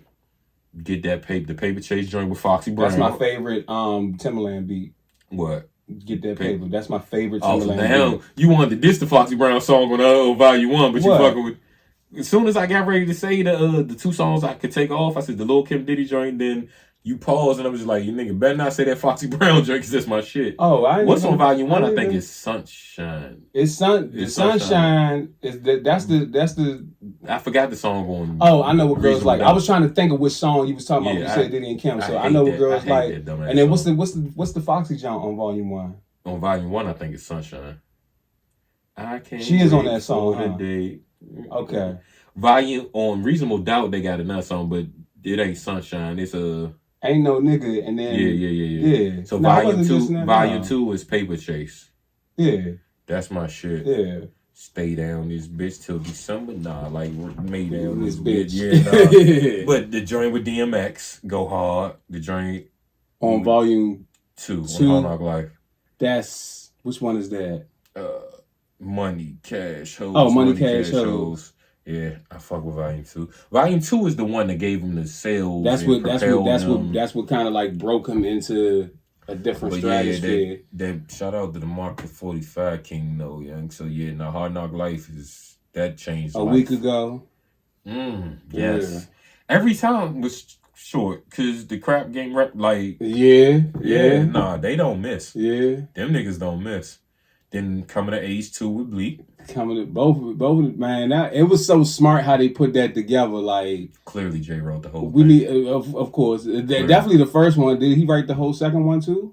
I'm not sure, but I was asking myself that as I was listening I to it don't the think other he day. did. Bleak a little older now. He might have been Yeah, rapping. So. yeah. But he had to do it the first time. Like, do it. So, you know that was supposed to be Shaheem Manchild I heard that. on the first joint. I heard that. For whatever reason, he couldn't make it to the studio. And it's crazy because I was just watching an old episode of The Parenthood, Robert Townsend. And Shaheem was on like 3rd or 4th season. That's crazy. Nigga used to act. So, and Shaheem, I met Shaheem through MySpace. Never met him in person. So, like, he had just kind of made the page, so he ain't getting a bunch of messages and stuff. And I told him, I say, it's a song playing on my page right now. Rated R, the rapper from here, named it inspirational music because of what I said on the joint. But I rapped over the song Furious Anger. It was Big L and Shaheem's song. So because I did that, like, you know, showed him love. He checked it out. We became friends. And, you know, I hooked him up with some people from here. Him and Lady Venom ended up doing Mercedes, ended up doing the song and all that. Like, Got you. fuck with Shaheem, man. Like, that rugged child, you know. So the Man Child beat, it was a song he had, like, and, you know, I don't like Wu-Tang, right? I'm not the biggest Wu-Tang fan at all. All that Shaolin shit blow me, but it's all in that beat, and I love the shit out that beat. I rock with Meth, of course, you know what I'm saying? The rapper, by the way, Of all members, you're not a huge Wu-Tang fan, but of all members, you picked the most commercial one. That's probably why. Just when you hear genuine. it, but I just want to say this about the Method Man stuff. So like Tupac said, "Fuck somebody," I didn't like him. So I still to this day really don't rock with Mobb Deep. Have it cool with the beats. Prodigy just be saying the most, doing the most. So nah, come on, man. Rest in peace, bro. But I wasn't a Mobb Deep fan because of Pac. I'm gonna be honest, I ain't give him a fair shot. You know, the journey with Lil' Kim and all that, that's love. But so with Biggie, he on the radio all the time. But I don't even know if I knew about Wu when I first knew about Meth. Like I'm Meth and Murray, you're all I need, just sitting on the roof. Like, how you not going like Method Man? Like, you know what I'm saying? Then he rapping with the coolest nigga in the world all the time with Red Man. So yeah. So you just skipped all over you just skipped the entire clan. You just went straight to. I don't even know them niggas raps. Like I know Cream clearly in the 30s, you know what I'm saying, Triumph joint. But other than that, I don't even know no Wu-Tang work, man. Like I know Raekwon verse. Ghostface? I know Raekwon's verse on Phil Our Days Hollywood remix. Shout out to Mark Henry on the beat. And I never really understood why he was on it because it's like a DMV remix. Like he added Raheem DeVaughn, Wale, and Tabby to something. I'm like, why is Raekwon on this song? Besides the fact that somebody know him, like it made no sense to me. That's probably what it was. Like, go ahead and send the record. I'm not a Wu-Tang fan. I'm not a Kendrick Lamar fan, as you know. And people don't understand. Oh, you so lyrical. I was like, but what's so lyrical about him? He's not super lyrical. He's a genius and he puts together dope songs and dope concepts. And I will say this: he's a conceptual rapper. He's a very excellent conceptual rapper. Lyricist, great delivery. No delivery, yes. But these niggas put him in the lyricist category. I hate when they do that. They be making everybody a lyricist that's not a lyricist, and that's kind of what I was going to ask you. But just because he's not a ringtone rapper, don't make him a lyricist, man. I don't look at J. Cole as highly as it, again, because I do this. Shit, bro. He is lyrical. That motherfucking jump with him and Yachty. J. Cole just body Drake on that joint. He did. That Benny the Butcher, Johnny Peace Caddy joint, he bodied that nigga. J. Cole lyrical, bro. That nigga different. He belong in that category. So of the people from that class, my favorite of the new niggas. Like, and Drake can be when he wants to be. You know what I'm saying? Which is funny because he does it here and there, like, yeah. So that whole class really came out lyrical because this is what Wale, Big Sean, all them niggas was focused on lyrics. So this is the thing about Griselda. I've never given them a shot yet. And I mean, clearly the group's disbanded, but I've seen them freestyle and stuff. That's when I want to know if a nigga can rap. Benny the Butcher, I see attempts at lyricism, but I see attempts at more rapping, street or whatever, and bridging both. He's a good rapper.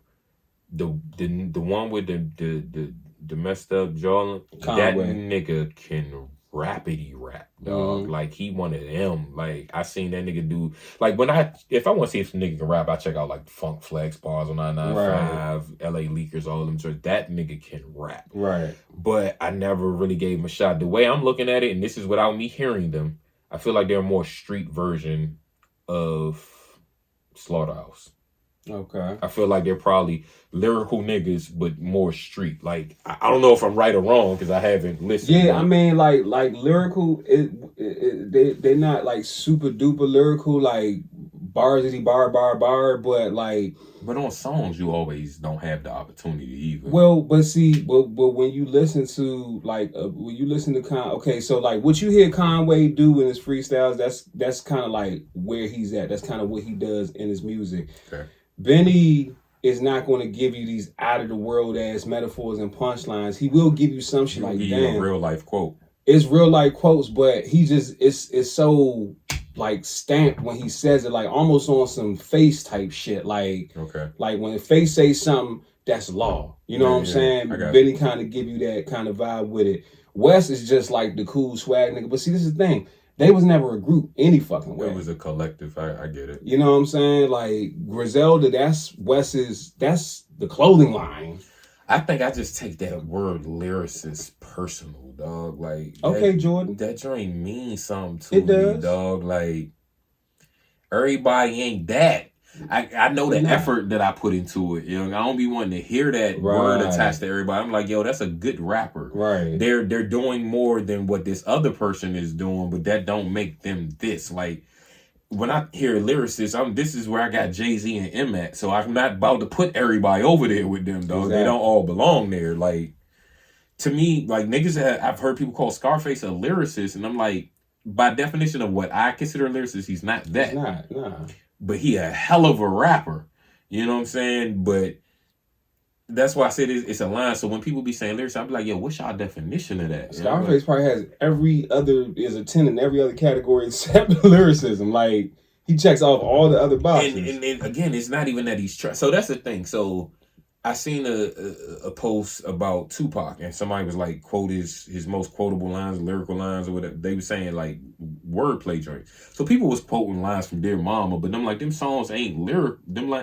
But Pac didn't focus on that. I said he did it sparingly. So I pointed out where he said on Better Days on one song, he was like, she's the very essence of a jet black ebony queen. I said that's some wordplay. Yeah. But it was subtle. Right. And he didn't emphasize it, and he kept going. Like, a nigga like us to say that shit, and we might laugh on the ad-lib, make sure you hear it. You know what I'm saying? He said laugh for the ad-libs.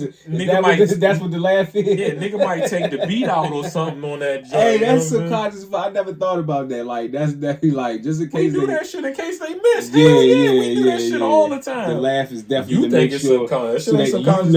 I do it on purpose. Well, I mean, now that I'm thinking about it, yeah, you're right. You definitely right. I definitely do that shit on purpose. I'm like, nigga, I ain't put all this time into this verse for you to be missing this shit. Fuck you mean? I might post the lyrics, like, nigga, emphasize it and capitalize it. What the hell you talking about? Bullshit. But yeah, man, appreciate it. I'm gonna actually sign off this time because other times I just be like, whatever. And just, like, I was gonna call this, because you know I do a lot of charity, so I was gonna call it random acts. Like, shit just get cut off. Random like that, shit, right. Like, that's just gonna be the thing. So one thing I was gonna do, and I ain't really like the connotation of it, but I was gonna call the joint life sentences. Mm-hmm. Because niggas, even in the midst of the joke, and it be real conversations. Like, me and T2 talked about his son having autism. We talked about my father dying. I'm just like, yo, we talking these sentences. This is real life shit. This is Benny the Butcher Scarface real life sentences. Right. You know what I'm saying? But I'm like, nah. Yeah, that connotation is kind of crazy. Nah. I feel you, though. I feel you. But, that sound like a reformed prisoner podcast. They say Suge Knight about to start a podcast from jail, yeah. Dog, they might as well. They got Cameron and them got OJ on the motherfucker. That nigga Frito with his guilty ass. I said y'all need to get Aaron Hernandez next. They was like, we're gonna have to dig him up. All right, see, the jokes is I ain't say it. This, all I know is I ain't say it. That's it. That's facts. They wanted to dig him up. Sure. Niggas is wrong, man. That's wrong. They ain't feel wrong.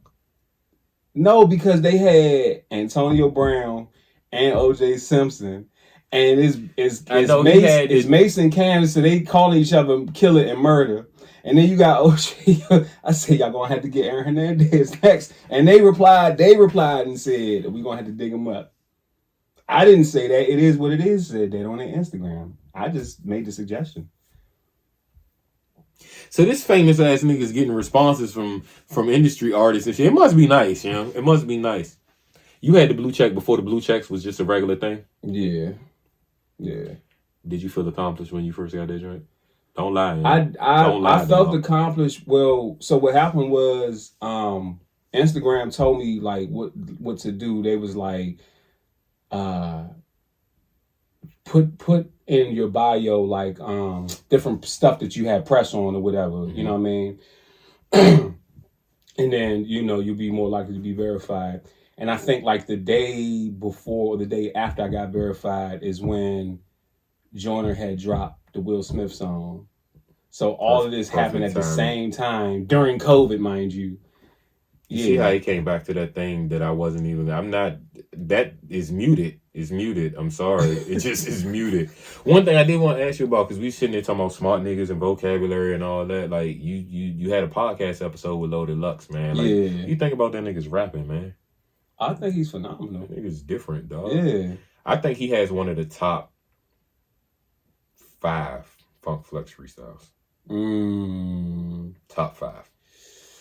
Niggas rock with Black Thought joint. I think Myson said the realest shit. Not the time he went with Fat Joe, but when he was there by himself. Yeah. Myson crushed. Myson and Lux are my top 2. Black Thought definitely crushed it. One of them times Meek Mill went up there, he crushed it.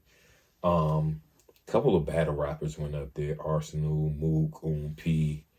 But Leah Lux and Myson are probably my favorite 2 Funk Flex freestyles. I gotta like really just sit down and like watch all them joints because I've seen them all, but like really sit down and judge like, okay, which specifically Funk Flex joint. I don't know why he ain't had King Los yet. I need like that's suited for Los. Very much suited for no Los. bullshit. Los did the LA Leakers. My favorite LA Leakers joint was Saha the Prince. Yeah, that joint was crazy. That nigga was crazy on there. Yo, shout out to Saha. Shout out to the lyricists, man. The lyricists. I love it. All right, I'm out of here. Holler.